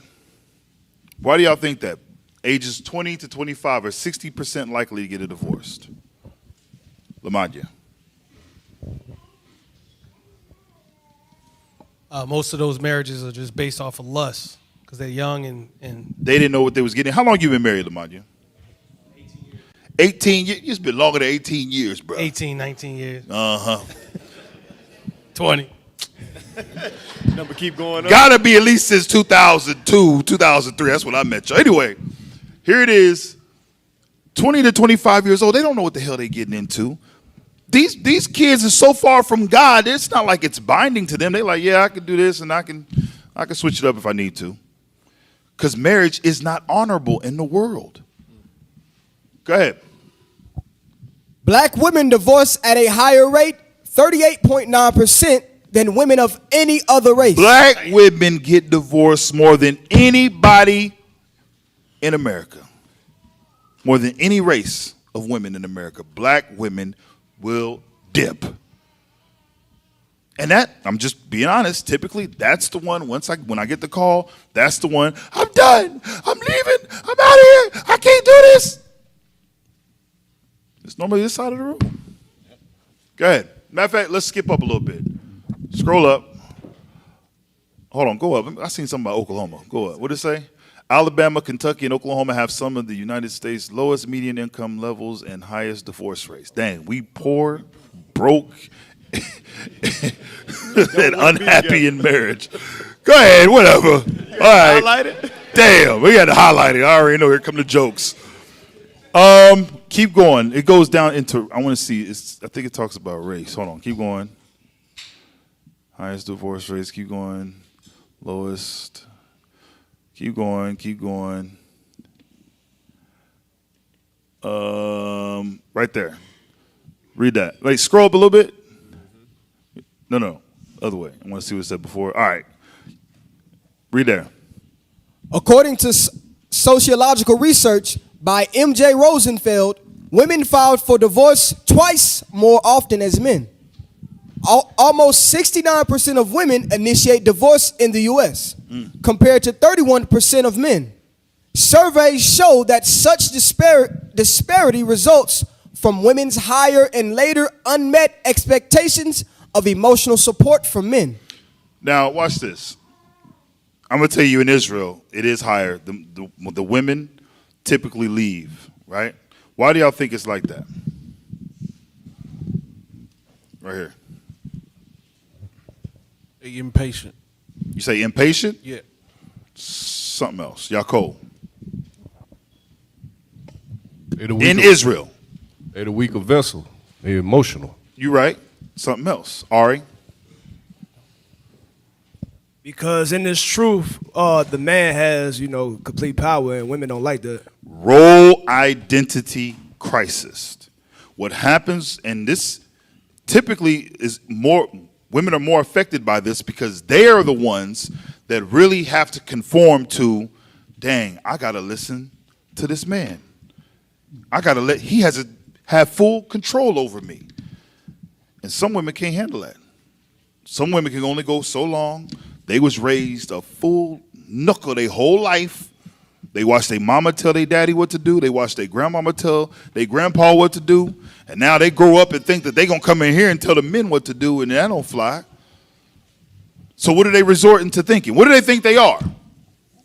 What's the word you hear most of the time? What'd you say, Eli? Slavery. It's a slavery. I'm a slave. No, it's not a slave. You're a wife. But if everything that pertains to a wife, if that's translated to slavery to you, shoot, we might just call it slavery then. If everything that a wife is required to do, if you consider that slavery, if that's the way you have to rationalize it, good. Slavery, whatever. It's not what it is. Same thing with men. Wait, hold on. What you mean I gotta do this now? I gotta be like this. Why am I responsible for her and what she said and what she did? Because you're the head, Negro. Your leadership sucks. What you mean I gotta try to keep her happy? What do you mean I gotta make? You're the head, Negro, and your leadership sucks. She's complaining because, yeah, you suck at leading. Have you ever considered that maybe she's not submitting the way that you want her to because maybe your ass is crazy? Have you ever thought that if you were to put your daughter in the same situation your wife is in, would you be happy with the life that your daughter is living? If that man spoke to your daughter the way that you talk to your wife, would you be okay with that? Us as men, we got to put things into perspective sometime. Would you want your daughter to live in a relationship where her husband moves like you? Ask yourself that. And if it's not, what you gonna do? All right, the rate of divorce for women. Go ahead. Yes, sir. The divorce rate for women in the United States in 2022 is 16.9 divorces per 1,000 married women. Experts suggest this is a more accurate statistic of the actual divorce rate than the crude rate. In 2018, the U.S. Census Bureau revealed that 7.7 out of every 1,000 married women over 15 got divorced. Some prognosis suggests that in 2022, this number is about to increase.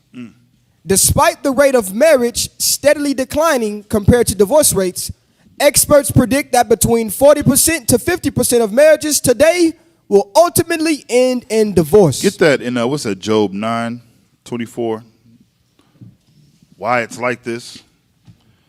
Job 9:24. We're in Babylon. Half of the marriages here is going to end in divorce. Why? Because the culture that is taught, that's imposed upon our people, that our people buy into right now. This is why you so quick to say, man, I'm done. It's a wrap. Instead of falling back on the scriptures and making it work and working it out and doing what God said to do, you want to give up. Read. The book of Job, chapter 9 and verse 24. Come on. The earth is given into the hand of the wicked. The earth is given into the hand of the wicked. Read. He covereth the faces of the judges. Satan got control. This is why your mind is the way that it is. We always talk about the westernized mind, the westernized woman, the westernized man. Guess what? It's the Satan-controlled and influenced person. Because God is so far away from their thought process, they resort to Satan's culture to dictate what marriage should look like, when you should get married, how you should get married, and what constitutes divorce. Brothers want to leave their wife because she don't fry chicken right. You be Judah. Man, that guy just can't do it, man. My mama knew how to fry that chicken, man. It's just crazy. I gotta have some fried chicken. I want some home cooked fried chicken. Damn it, show her how to fry some chicken. Grow together. Now I know some of these sisters can't boil water. I get it. But if you over your household, you man enough, you can say, hey, listen, so this is what we're gonna do. You're going to be around sister so-and-so so you can learn how to cook. No, I want to know, because you know how they be prideful. I don't need to do that. I can just, no. Take your ass over there. You're going to learn how to fry some chicken, okay? And that's it. Problem solved. Some of y'all can't do that. Some of y'all be on up against the wall, against the rail. Monster grip. Knuckle what you say? Nah. Listen, it's that real. It's that serious. It's that important that you fix it. All right. Drop that. Give me, I want that next video. Reasons why relationships don't work. It's no love. No love in the relationship. Some of y'all are literally y'all damn near become business partners. That's how y'all act towards one another. This is a business venture. All the love's been sucked dry out of the relationship. Go ahead. Number 1, refusing compromise. All couples run into problems, but the couples who love each other find ways to compromise. They're willing to make sacrifices because they care about their partners as much as they care about themselves. So if your partner doesn't really love you, they may refuse to compromise. They won't make sacrifices because they care about themselves more than they care about you. Hold on. Number Real 2. quick, I got a question. Now, everybody, brothers, gonna beat on their chest. Ah! Is there compromise in marriage, brothers? Oh, now it's yes, huh? But before it was hell no. I'm the man. How do you compromise? Let's see who's thinking. Let's see who's simping. Ashar.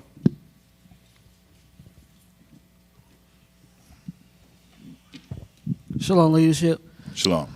It may be certain things that you may have to do. Like you may be a type of guy that likes to chill at the house, don't want to get out, but your wife might want to do that. So you might have to compromise and, take her out sometime, stuff like that.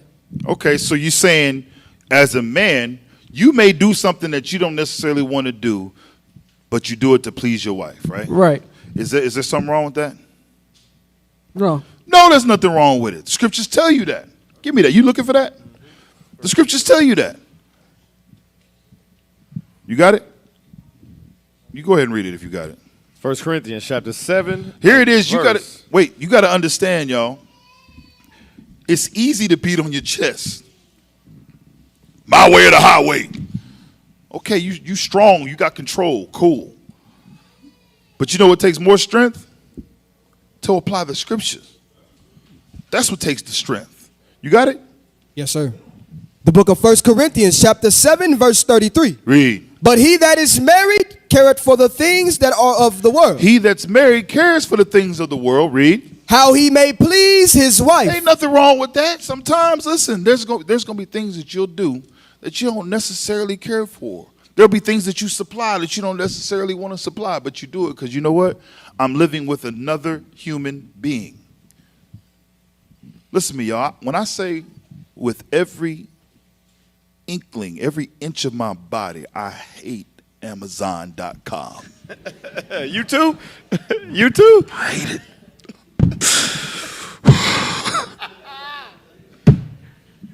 But guess what?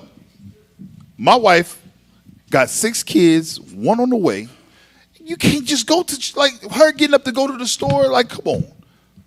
I understand what it's like. While I have an understanding mind to where I'm like, I know I got all the stuff I got going, and I see the fruits of my house. I see how my house be. I'm like, okay, she's working. So if it's going to help and make it easier, all right, cool. I just be wanting to fight the Amazon driver every time I see her. Every time I turn around, come them damn boxes. Me and this dude know each other. We on first name basis. Matter of fact, he get out the truck, he's shaking his head like, here we go, I'm back. Yeah, you're right. He's saying shalom now. Shalom, bro. Hey, did he call you before he even get on the right? Say, hey, man, you got about 4 or 5 boxes. What do you want me to put? What you want me to do? What you want to refuse these today, or what you want to do? But I understand that. Guess what? Going to the store 3-4 times a week. If it's easier to do Amazon and it's the same thing, cool. I just don't like how accessible it is. But I know if it makes it easier for my wife, all right, whatever, I'll eat that. Sometimes I raise hell, but it is what it is. But that's compromise. Sisters, do you compromise? None of the sisters compromise over here, brothers? When you're They didn't say sleepy at nothing. night. They- When you're sleepy at night. Yeah. What'd you say, Ashar? Muslim man, no son. Yeah. So. You damn right y'all compromise. Because that's what marriage is. And that's what you do when you love someone. I compromise for my kids. It has nothing to do with them telling me what to do. Like you feel like if you compromise, then the other person's ruling over you. No, whenever you're secure in yourself, you know that you're doing this because you love them thoughts don't come to your mind. It's only when you got security issues, brothers. It's only when you got security issues whenever you be moving like that. Now the question would be, why do you got security issues? Why they got security issues? Because you fight every time. Everything is an argument. Everything's a question. I got to question this. Why this? Why that? Now the man feels like he ain't got control over his house. So that's why you get nitpicked. That's why he being overzealous. That's why he going in on you. Because he still feels like he's still trying to gain control. But sisters, whenever you give all the control up, and that man, he is able to literally have comfort and security in knowing that his wife ain't a dragon, that his wife ain't trying to overthrow him, you get what you want, sis. You will get what you want. Just don't go back and forth with that man. But a lot of relationships suffer from this. Therefore, this is why they depart. Number 2. Intentional spontaneity. Dates are one way to show your partner that you care. If you plan something, your partner will see the effort you've invested into the relationship, and that communicates love. A loveless partner makes no effort to plan dates or activities. They don't put effort into the relationship, so the responsibility falls on your shoulders. You do all the heavy lifting, but a one-sided relationship isn't loving or healthy. Hold on. How many of y'all deal with that now? How many of y'all's wives be like, you don't plan nothing? You see that? We are wound a little different. They be wanting that. They be wanting you to make the reservations and you to plan that romantic night and surprise them. Knowing damn well they ain't surprised. They seen the daggone bill when it came in. They seen it online. Like, ooh, he ordered flowers today. I can't wait. Till you don't get them flowers. Anyway, y'all, what's up? You good? Listen, being spontaneous is okay. This is a part of the cares of the world that you're going to have because you got a wife. Some of y'all, like I said, I'm just mainly talking to Judah. The other tribes be getting on to us, y'all. They be like, man, Judah, man, y'all all lovey-dovey and da-da-da-da-da. Yeah, it reflects in our music. You know what I'm saying? Keith Sweat, your Jagged Edges, your Boys to Men's, your 112s. I get that. But we can be spontaneous at times. Why? Because that's how when somebody is looking for it, guess what? That's what you do for them. Because you want that for yourself sometimes, right? The other tribe, listen, Benji they are not romantic at all. Shout out to my brother Deacon Malachi. I ain't gonna say what he is. Everybody. He's a doctor. He is a doctor, but it ain't the doctor of love. And I'm not the doctor of love either. Let me take this back, because he said that about me. Folks was writing me, Deacon, I just had some questions about it. Wait a minute. You need to contact your nearest captain over your region. Don't be emailing me. I'm not the love doctor. Point is, it's okay to be spontaneous, because that's what keeps a marriage going. Surprise her. Do something crazy. Go out, just surprise her with dinner or something. You know what I'm saying? Have a babysitter ready or something like that. You know, just out of nowhere. Hey, go get dressed. Let's go. If you ain't got no money, do something crazy. In the room. Here it is after you get done eating breakfast or dinner, whatever the case is. Yeah, you broke. You can't go eat dinner nowhere. Ass naked in the bedroom when she come upstairs. Got to have some. Can't buy no roses. Get the leaves from outside. Spread them shit. Spread it. Have a whole little trail going to the. Do something. You got a whole ant farm in your house now. Poison ivy. Do something spontaneous, man. Poison ivy. Yeah. Keep it spicy. You got poison ivy. You suffering right now. Man, this was nice, but we got spiders now. You got to do something within your means. Make it happen. There's no excuse. I know. You know how many roses I done picked? Somebody else's roses outside. Let's be real, bro. You on the way inside, you like, man, look at that right there, boy. Them is company roses that you just picked, sir. That's off the property. Be spontaneous. Give me the next one. Number 3, the white flag.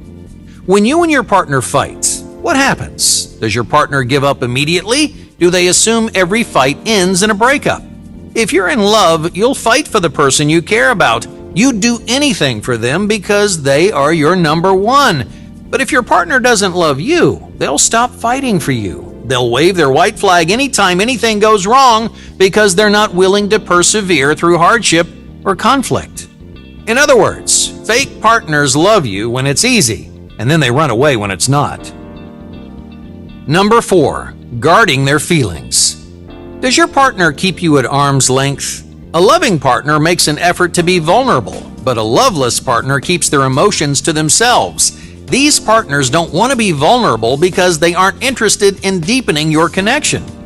Now, this isn't true 100% of the time. Right. Some partners seem closed off thanks to bad experiences in their past. These partners can and will be vulnerable with the person they love, but yeah, it does take time. Loveless partners, on the other hand, keep their walls up no matter how long you're together. Number 5, creating distance. All loving couples have one thing in common. They want to spend time together. If your partner doesn't love you, they'll start pulling away. You ask to spend time with them, but they're always busy. You plan a date in advance, but something comes up at the last minute. So if this sounds familiar, your partner is creating distance between you. Why? Well, because their feelings for you may be fading. Number 6, public neglect. In public, partners should be proud of each other. A loving partner adores the person they've chosen, so they want to show that person off to the rest of the world. Loveless partners will neglect you in public. Maybe they ditch you to hang out with their friends, or even worse, they may try to hide you. If your partner does either of these things, it's a surefire sign of fake love. Hey, check this out. How many times have we literally asked brothers, hey man, where's your wife? They come to the school, new brother, he'll be here 6, 7 months. It's been a year. Ain't you married, bro? Yeah, man, but you know what I'm saying? She ain't trying to get right. And then when you finally meet her, she's like, no, he just told me about this a couple weeks ago. Bro, you been around here for months. Damn. What's going on? It'd be fake love. You're that person that's distancing themselves from you, that person that won't open up. I'm telling you, not that your husband's supposed to be this emotional freaking mush cake. Every time you turn around, he in the room crying. You got to come in there, what's wrong? And he's just bald. No, we don't do that. That's not how we move. But there is a level of vulnerability that's going to be shown. Your wife is going to be closer to you than anybody. She's going to see a different side of you than most people is going to see.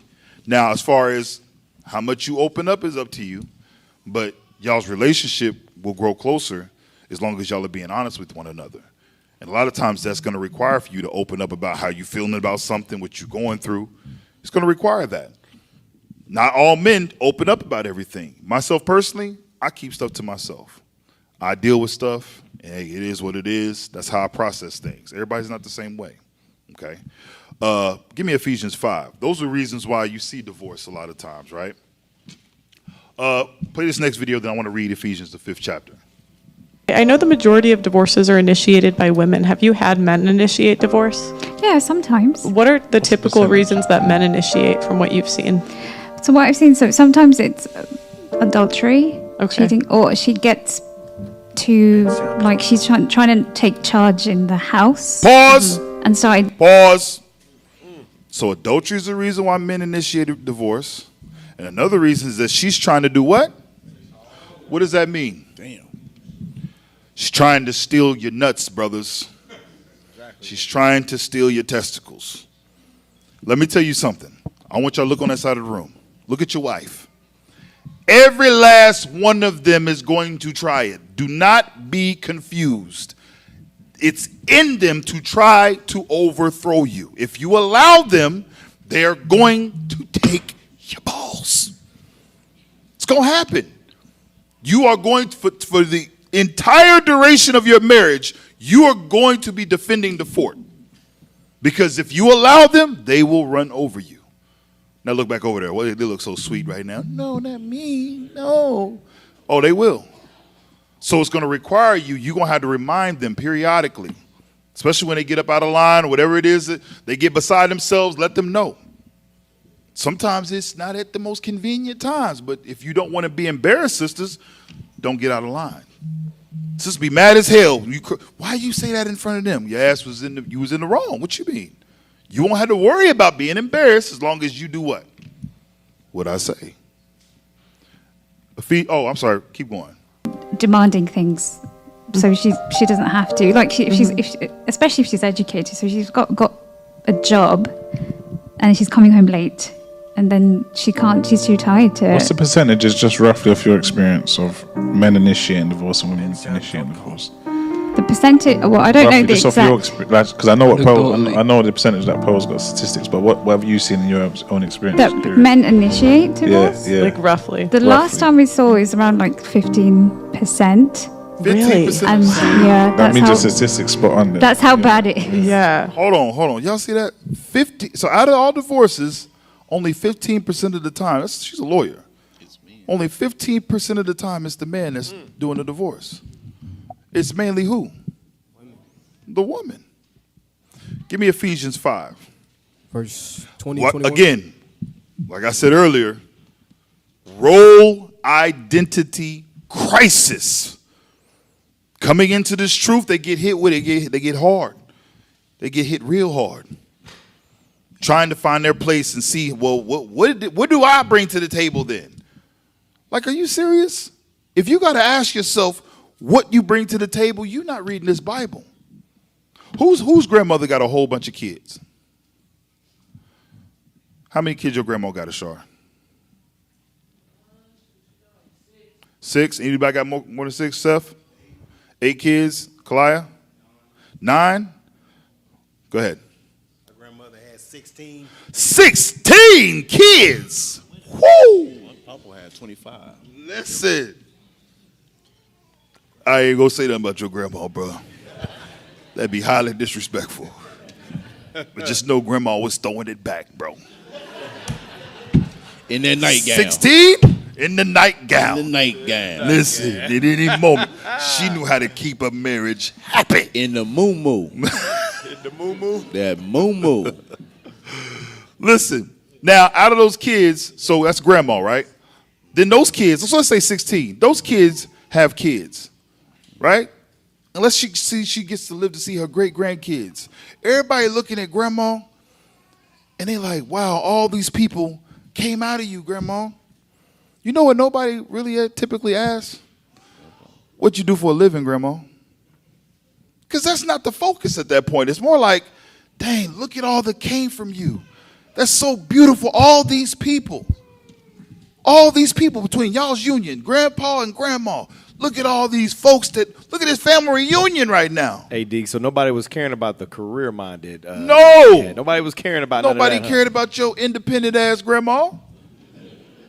Nobody. That wasn't the focus. That wasn't the beauty. They were like, yeah, man, she was a doctor. She was a lawyer. No, she had 16 kids, and out of those 16 kids came another 144,000 kids. Look how that worked out. That's dope. All these kids acknowledging this woman. And you sisters be sitting back thinking that the best thing that you could be is whatever your profession is, you got to be out your damn mind. You better put some respect on the order that God set up. Hey, D, grandma was known for how she washed greens. Damn. You're right. That's how my grandmother taught me how to pick the greens. My grandmother taught me how to cook this. My grandmother told me whenever the baby did it, midwifery, all that stuff came from where? Somebody's mama. Yep. And then our women, literally, they let the world influence them and tell them that, no, you ain't nothing unless you got this degree, that degree, and you go to school and do this, and you making this amount of money. Hell no. We ain't going to let them change us. We're not going to let them take away from your legacy, Mom. This is what God did.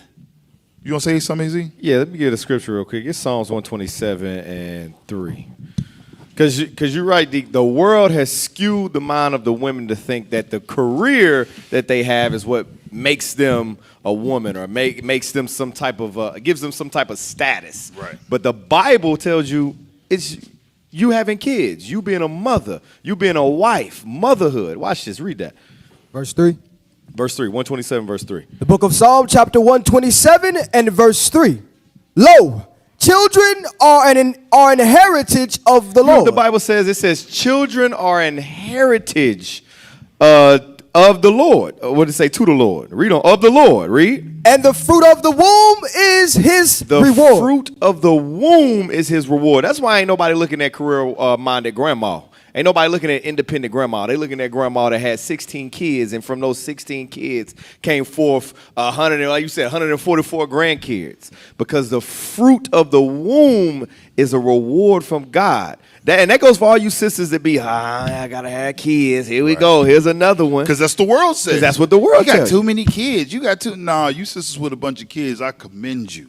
Right. Because I know what's happening. I know what the hell you're going through. I know it ain't easy. I know it's a struggle every day. That is prestigious. Not that you, daggone doctor so-and-so, you the supervisor of such and such. No. The prestige comes in what? Give me 1 Timothy chapter 2, 13.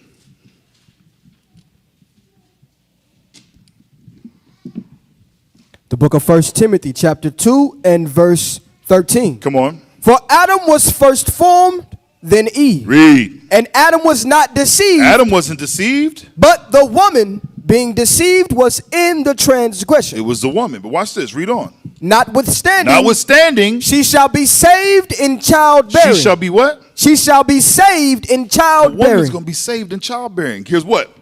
Yeah, she messed up in the beginning. But she's going to be saved in childbearing. What is childbearing? Who is it? Who has the bulk of the weight when it comes to the household? Sisters. Y'all do.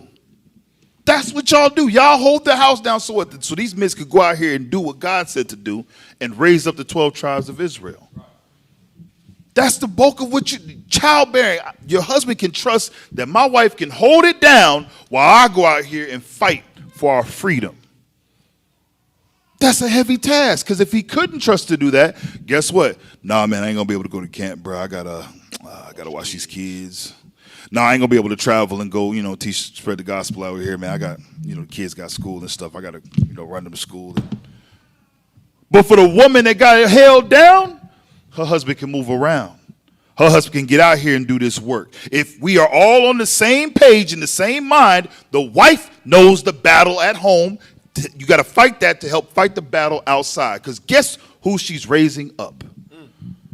The future prophets. They started home with mom. It all begins there. Give me Ephesians 5. It's only when our wives don't understand their roles is when we have issues. Ephesians 5:22.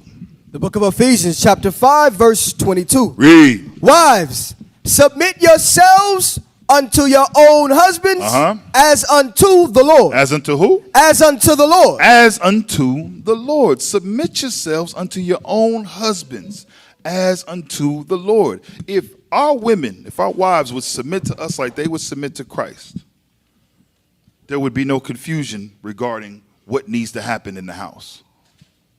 There'd be no confusion. Once the man says what needs to be done, it wouldn't be no going back and forth, because you damn sure ain't going back and forth with Christ, right?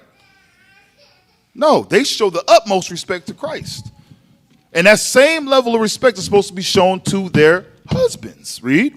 Verse 23. For the husband is the head of the wife, even as Christ is the head of the church. Come on. And he is the savior of the body. Savior of the body. That's how much respect you're supposed to give to your husband, sisters. But when you have a problem with your identity, when you have a problem with your role, you clash. Come on. Therefore, as the church is subject unto Christ, come on, so let the wives be to their own husbands in everything. In some things? In everything. Everything. In everything. Your mind is supposed to be after your husband's mind. The direction that he's going is the direction that you're going. You're a support system. Okay, so what we doing? All right, that's what, gotcha. This is how I'm going to help. That doesn't mean that your opinions don't matter in regards to trying to help the situation. But once it's already been established that, hey, I got this, I need you to assist like this, that's it. It's only whenever you now have a problem with who you are and what God made you that you think that it's time for you to enforce and impose your opinion or thoughts and force the course of the river. Now watch this. Read on. Verse 25. Read. Husbands, love your wives, even as Christ also loved the church and gave himself for it. Brothers, you got to love your wife just like Christ loved the nation of Israel that he died for. Therefore, with your iffy job having ass, sometime providing ass, you got to get your stuff together. Because guess what? Christ was always on time. He was always on his job. Destroy the PlayStation, brother. The Xbox, bruh. The phone, whatever. You got to lead.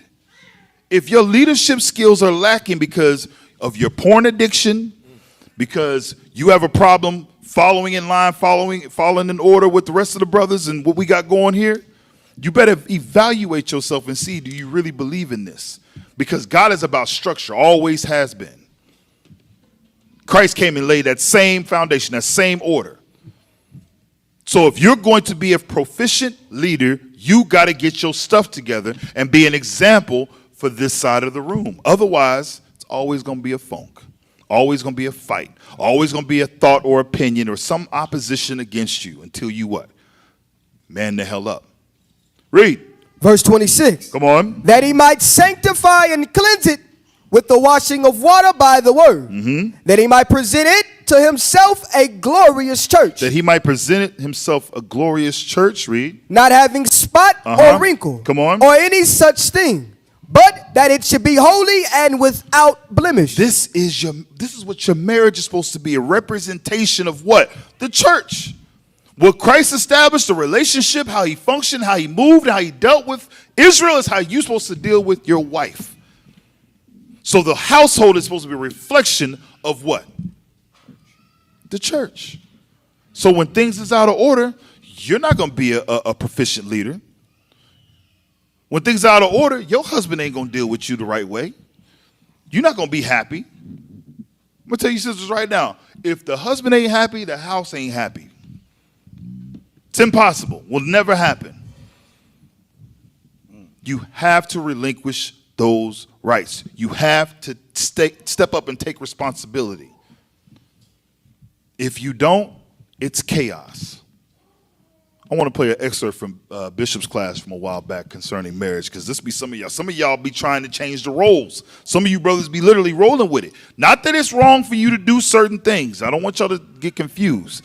But y'all in this role reversal, and you wonder why your wife why her voice so damn deep, it's because you allow it. Go ahead. Hey, you know what? She's the type of woman, she'll go out someplace and say, when I get back, I want you to wash the dishes, do the laundry, clean the walls, by the way, put up new curtains. Are you kidding me? You ain't Mr. Mom. And there have been sisters, listen to what I'm about to say now. Women have written us and said, can my husband help me with the chores at home? And my answer is, that ain't my business. That's my second answer. My first answer is, hell no. That's my first answer. My second one is, that ain't my business. Give me the scripture in Timothy about the woman. Let her marry, bear children. You know what I want? Guide the house, that one. So, brothers, do you ask the sisters to go to camp with you and read? Do you ask the sisters to hold posts for you when you getting spit on and thrown stuff at, brothers? No. No, you don't ask her that, but she want to ask you, share the housework with me. Sister, that's your job. All you male chauvinist niggas up there. That's what some of them is thinking, you a male chauvinist. No, sister, you're a feminist. I'm not a chauvinist at all. I'm going to give you scripture. That's all I can give you. So you're either going to go with what God says or with what the white man say. Read that for me. Facts. Give me 1 Peter chapter 3. 1 Peter chapter 3. We're going to start at verse 1. The book of 1 Peter chapter 3 and verse 1. Come on. Likewise, ye wives, be in subjection to your own husbands, that if any obey not the word, they also may without the word be won by the conversation of the wives. Come on. While they behold your chaste conversation. Chaste conversation. Coupled with fear. Coupled with the fear of God. Verse 3. Whose adorning, let it not be that outward adorning of plaiting the hair and wearing of gold or of putting on of apparel. Imagine if all of our sisters moved in this mind frame. Because you know how many women think their husbands are idiots? Like they are not good leaders? Like he doesn't lack the mental capacity or the know-how to do this properly. But even with all those thoughts, you know you still got to do what he says. Even though you think he don't know what he's talking about or he's wrong about this, you got to ride with him till till the wheels fall off, till he runs right into that dead end. You got to ride with him. Why? Because he's your husband. You got to be that support system. You got to be helping him along the way. And when he falls on his face, he's going to hear everything that you said before. That, hey, you know this, we probably need to do this. I'm not trying to impose. I'm just saying this probably work this way. Now he got to think back. Damn, she said, do it like this. And he may never tell you that you was right. But you'll see when he goes back and he does it the way that you said, like that, we should do it this way, then you know, yeah, he's listening. Read on. Verse 4. But let it be the hidden man of the heart. Imagine if our women move like that, bro. Imagine if they just, you know what, we're going to put our pride aside and we just going to let you lead. Come on. But let it be the hidden man of the heart, in that which is not corruptible, even the ornament of a meek and quiet spirit, which is in the sight of God of great price. Read. For after this manner, in the old time, the holy women also, who trusted in God, adorned themselves, being in subjection unto their own husbands. Come on. Even as Sarah obeyed Abraham. Even as Sarah obeyed Abraham. Calling him Lord. Calling him Lord. Read. Whose daughters ye are. Whose daughters you are. Y'all are descendants of her. You got to move like it. Act like it. Read. As long as ye do well. Come on. As long as what? As long as ye do well. Some of y'all ain't Sarah's daughter. Y'all be acting like y'all be saying it, but they be, I'm daughters of Sarah. That we're having a meeting. Some of y'all are daughters of Satan. That's how y'all be acting. Read. And are not afraid with any amazement. Likewise, ye husbands. Likewise, you husbands. Dwell with them according to knowledge. How do you dwell with your wife according to knowledge? You got to what? You have to outthink her, brothers. You have to be the head. That's what a part of being the head is. You taking control. Understanding, okay, this is how she's feeling. This is more likely how she's going to try to move. You know what? This is what I'm going to do. Always got to be ahead of her. 10 steps ahead. That's how you keep the peace. That's how you keep her to shut up. You eliminate all nonsense to where she can't complain about nothing. What you talking about? What's wrong? No, that's already done. That's taken care of. This is what you need to do. Go ahead. Dwell with them according to knowledge, giving honor unto the wife as unto the weaker vessel. As unto the weaker vessel. Somebody brought it up earlier. As unto the weaker vessel, meaning what? There's a way we deal with them. You know we can't deal with them like we deal with men, right? You realize that, right? Even in our conversation, the way that we talk, you know we don't speak the same. They don't respond like we respond to men. Wives, you need to understand that, for you will never be able to talk to your husband like an equal. You will never be able to speak to him like y'all on the same level. You are always going to talk up to your husband. Y'all understand that, right? There's a level of respect. Just like your children will never be able to speak to you like y'all equals. They always are going to have to do what? They're going to have to speak up to you. Read on. Giving honor unto the wife as unto the weaker vessel. Read. And as being heirs together of the grace of life. Now watch this. Drop that. Give me the next verse. When this doesn't happen, this is the type of life a man will lead right here. How many of y'all remember this show right here? Oh, yeah. Al Bundy. This is some of y'all when y'all go to work. Some of y'all find peace and comfort at work. Go ahead. Paulo, I think you sent me this. Was this you? Go ahead.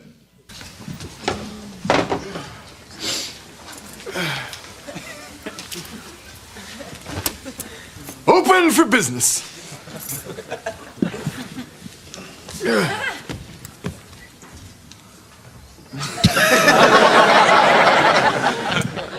Look at his kids watching.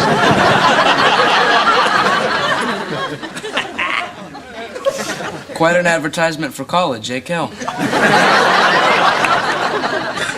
What do you mean?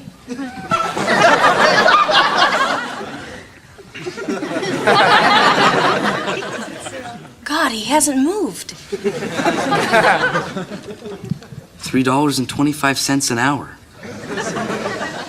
How can they afford to pay him? Oh, wait, I think he's moving.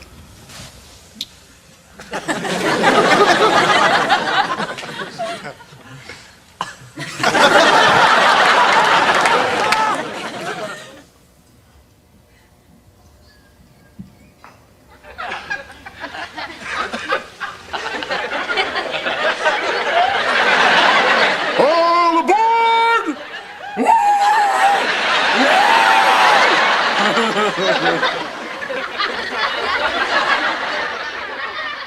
And remember when he would go home? How did he act when he got home? Some of y'all old enough to know this show. Some of y'all like, what the hell is this? What did Al do when he got home? Kalaya.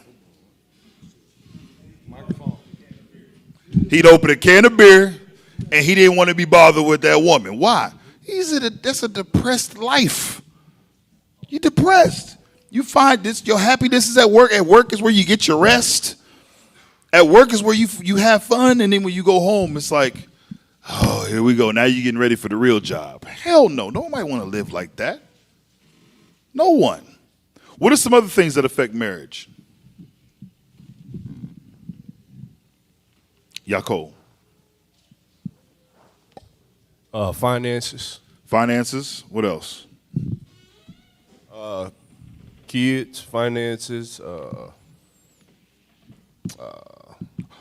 Why do some people separate?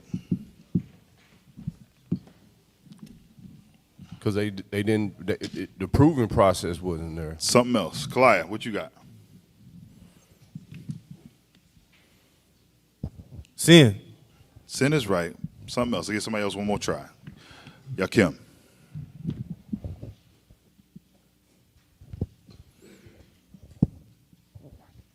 They get to the point where they just can't stand each other. Y'all all right. Yeah, everybody's right. Shar, you want to try? Why I feel like you might get it, bro. Why something's telling me you might have the answer. Sex. That's it. That is it. Do benevolence. Give me the next video. How did you know that, Ashar? Something was your mind. Listen, I'm telling you. Being in a relationship where it doesn't feel like there's enough sex sounds like a trivial and somewhat comedic luxury problem, as though someone were complaining there wasn't enough tennis or yoga between a couple. But an absence of sex isn't trivial in the least. It's a humblingly serious problem, and might even be what dooms the relationship itself. One statistic stands out. In an average year in the OECD countries, 70% of those who initiated divorce cited a lack of sex as the first or second reason for parting. If there's one generalization we can make about couples, it's that a lack of sex, by which we mean something like less than 4 times a month, is an alarm bell we should listen to. Stop. Okay. I got to do this. So he said less than 4 times a month is bad. Who agrees with that comment? He said less than 4 times a month. That is horrible. It's terrible. But you know what? Listen. Everybody's different. There's older people. There's people with different levels of drives. Okay. What would you consider bad? Judah.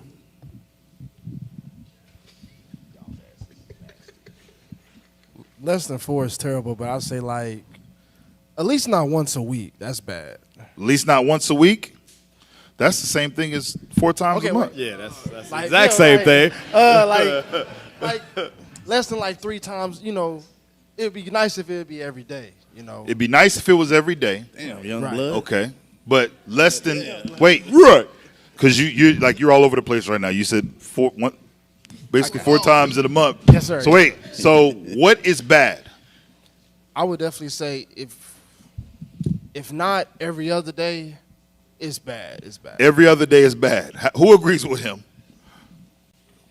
Who disagrees with him? I can agree with that. You disagree. Y'all freaks. Nasties. Who else had their hand up? Seth, go ahead. What's bad? Shit, never. Never's bad. Yeah, that's bad. That is bad. And there's some people that's really in that situation. But this is what's ultimately what is realistic for everyone. It's what your spouse desires. That's where you have to meet them where they need to be met. Now, some of y'all have a way higher drive than your spouse. So you have to ask yourself, are you being reasonable? Because I'm surprised. I'm gonna be honest, I've heard twice a day. They need it in the morning and they need it at night. Right. That's what they require. And they're like, that's the minimum, because it might be a couple times, you know what I'm saying, during the day. Who knows? When you're young, you're young.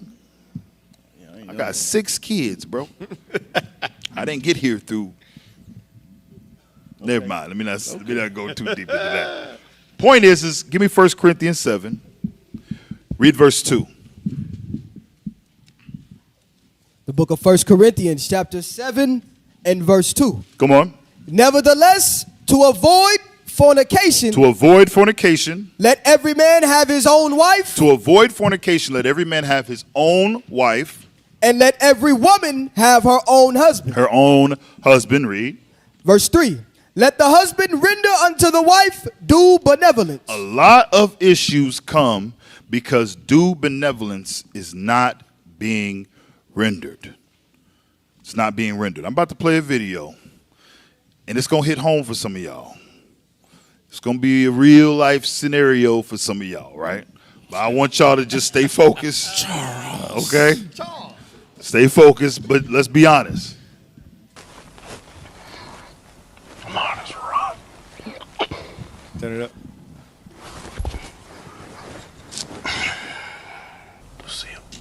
Lucille. She closed her eyes. Lucille, that's only fucking eye you up. What, Charles? What? Charles.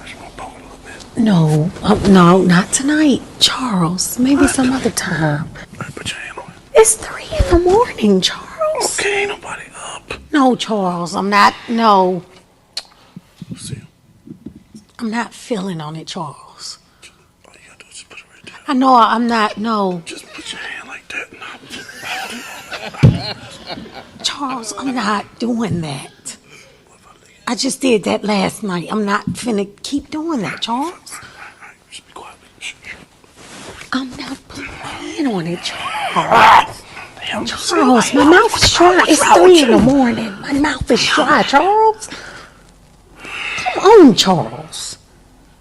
3 in the morning. I wake up tonight when I knew to see you right now. Charles. I really need you right now. Not tonight. Not. Spit on my hand. I'm not giving you no tonight, Charles. I just want to scratch it a little bit. No. It's not itching. My not even wet. You can't even pay no bills and you thinking about some. Let me spit on it. Charles. Let me lick it a little bit. No. Charles, I'm going to bed. I really need it right now. Get back. Look at it. Lucy. Look. Charles. I'm not looking at no dick tonight.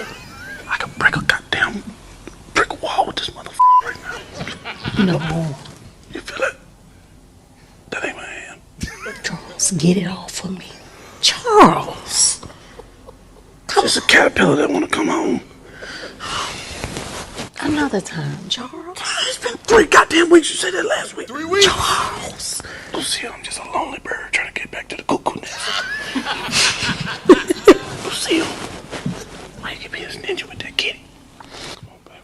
Oh, Charles. You're so goddamn Damn petty. The man? Lucille. Where that Jergens at? Where that Jergens at? Charles, it's over there by the bed. God. Scoot over.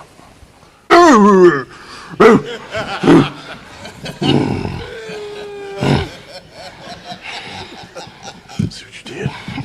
He said, see what you did. Now listen. Read that again. 1 Corinthians 7. Read verse 3 again.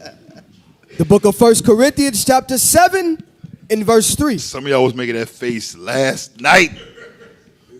Go ahead. Let the husband render unto the wife due benevolence. Do benevolence. It's a job on both ends. The husband and the wife. No, we ain't gonna play no more. We ain't got no more time. I gotta be off here. Do benevolence. Read. And likewise also the wife unto the husband. It's both sides. That's gonna be the number one destroyer. That's why these men get simple and be dealing with these other women. That's why these women get simple and be dealing with other men. Somebody's withholding. And we're not going to sit up here and pretend and act like it's all the other person's fault. Especially when it comes out that, yeah, you were withholding. Read. Verse 4. The wife hath not power of her own body, but the husband. And likewise also the husband hath not power of his own body, but the wife. Read. Defraud ye not one the other. Defraud ye not one the other. Except it be with consent for a time. That ye may give yourselves to fasting and prayer. That's the only reason. Unless you sick, fasting or praying, listen, shop's supposed to be open if the spouse is wanting it. Read. And come together again, that Satan tempt you not for your incontinence. Some of you sisters be sending your husband out here defenseless. Let's be honest. All the guns in his, all the bullets in his gun. Yeah, he got a full clip. Fully loaded. What? Listen, I'm being honest. Same thing, brothers. Some of you brothers is different. And your wife is out here, she's going through the same thing. But you defrauding. And then what ends up happening? The marriage gets destroyed. You hold a lot of weight. And in order to make sure that this thing functions the way it's supposed to be, everybody got to be on the same page. All right, drop that. Give me Sirach 28. I'm going to end it here. I had another video, but it's probably inappropriate anyway. Sirach 28:24. The book of Sirach, chapter 28 and verse 24. And get Sirach 36, but read this first. Verse 24.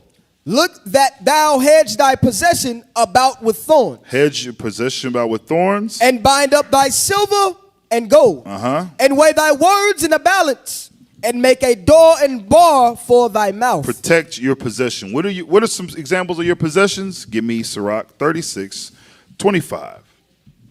The book of Sirach, chapter 36 and verse 25. Come on. Where no hedge is, there the possession is spoiled. Read. And he that hath no wife will wander up and down mourning. Read. Who will trust a thief well appointed, that skippeth from city to city? Jump to 24. Verse 24. He that getteth a wife beginneth a possession. That's the possession. Protect it, brothers. And it's through your leadership is how you protect it. It's how you deal. It's in your walk. And your sincerity in this truth is how you protect it. Because you are a walking, living example for her so that she can look on you and follow the same example. So we got to be right first. Sisters, just follow. Most High going to take care of you. All right. All praise be to the Most High God. That's all the time I got. Appreciate y'all for tuning in. Y'all stay tuned. Bishop's up next. Shalom. God, now I'm seeing better days. Party in the hills, we gon' celebrate. Shut it down Saturday to Saturday. Dream team, champagne every day, champagne every day. Champagne.